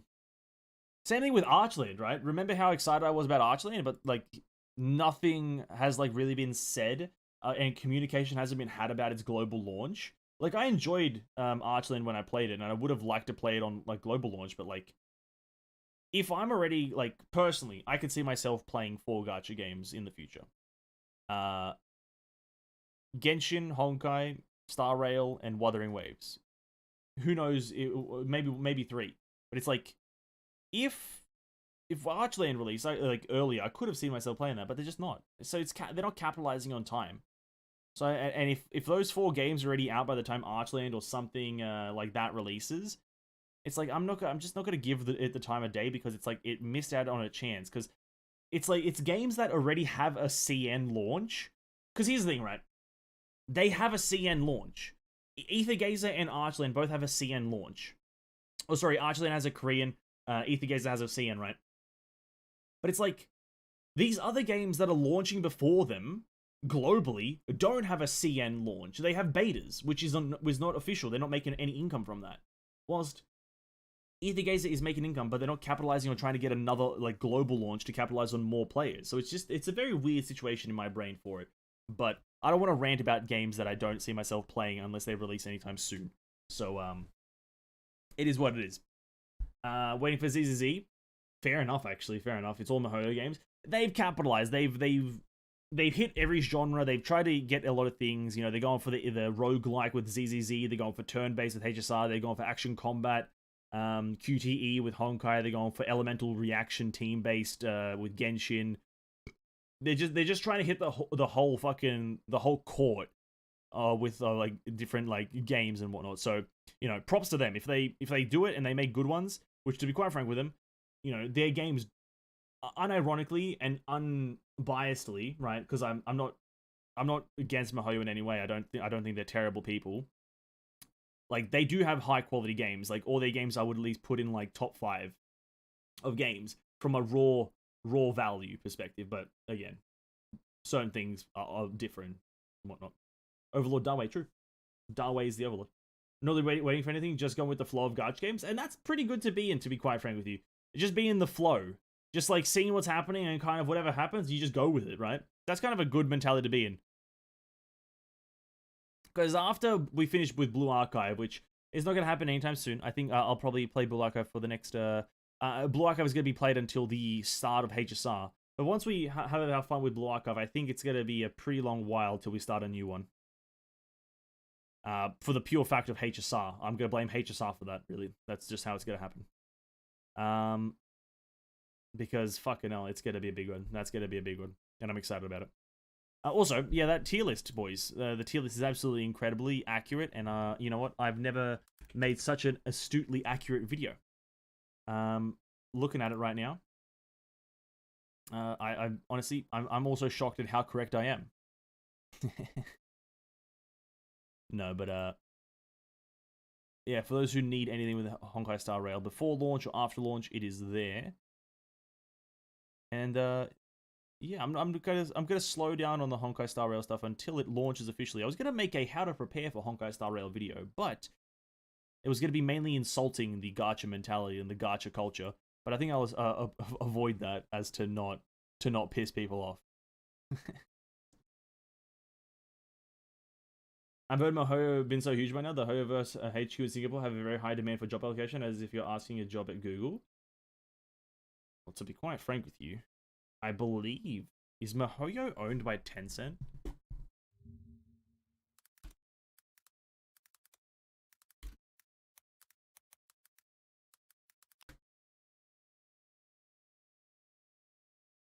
Because Tencent is like very much like the Google of China. It's like not to the same degree of it being like a web browser, but like to the size of it in the Eastern world. Like Tencent is the owner of most things in Asia. So it's like, yeah. It kind of like if like MiHoYoverse is like a subsidiary of like Tencent, then it will be kind of like you are actually applying at a Google example. So it kind of does make sense. Kind of does make sense. But I don't think they're just hiring anyone. I don't think I can just rock up and say, "Hey, can you hire me for your game design? I can help you." And I don't think they're just gonna like shake my hand and chuck me on the team. You know what I mean? They're not just gonna hit me with the "you're hired."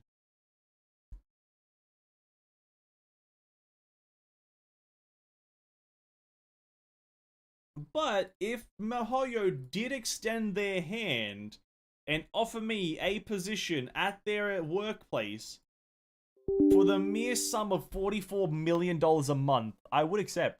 I would accept. And Nikkei gets money with big ass Tencent, but Nikkei also gets money just from big ass, right? Like, that's true. Nikkei does get big ass money from Tencent, but also it gets money with big ass. You know what I mean? You know what I mean? You know what I mean? It's true and real, and we all know it.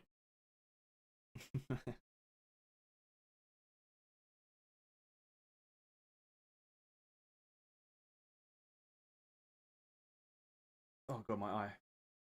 If I had the skills they asked for, then I would apply. Fair enough. Bro, it's a good opportunity, to be absolutely honest with you. It's a very, very good business opportunity. Like, working at the biggest gacha game company ever, like, that's a fucking banger thing to like, have as like a thing.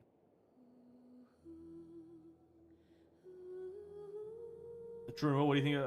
What do you think of PGR? Like, what do I think of PGR? Like, as playing it? I've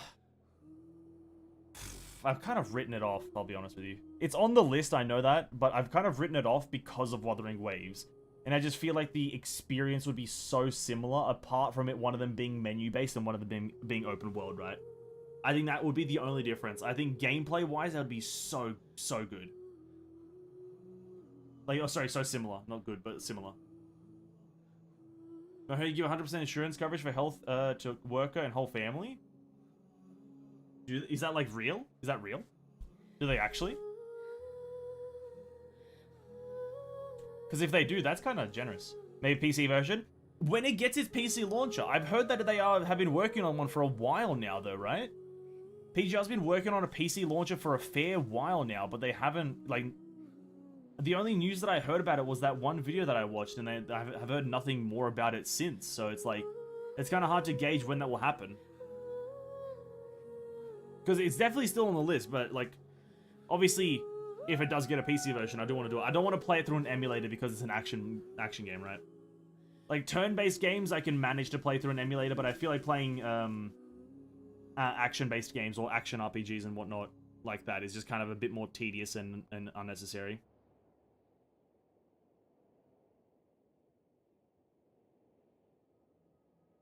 They do, but I read the job application, but they ask for 10 years of lead project experience and lots of stuff.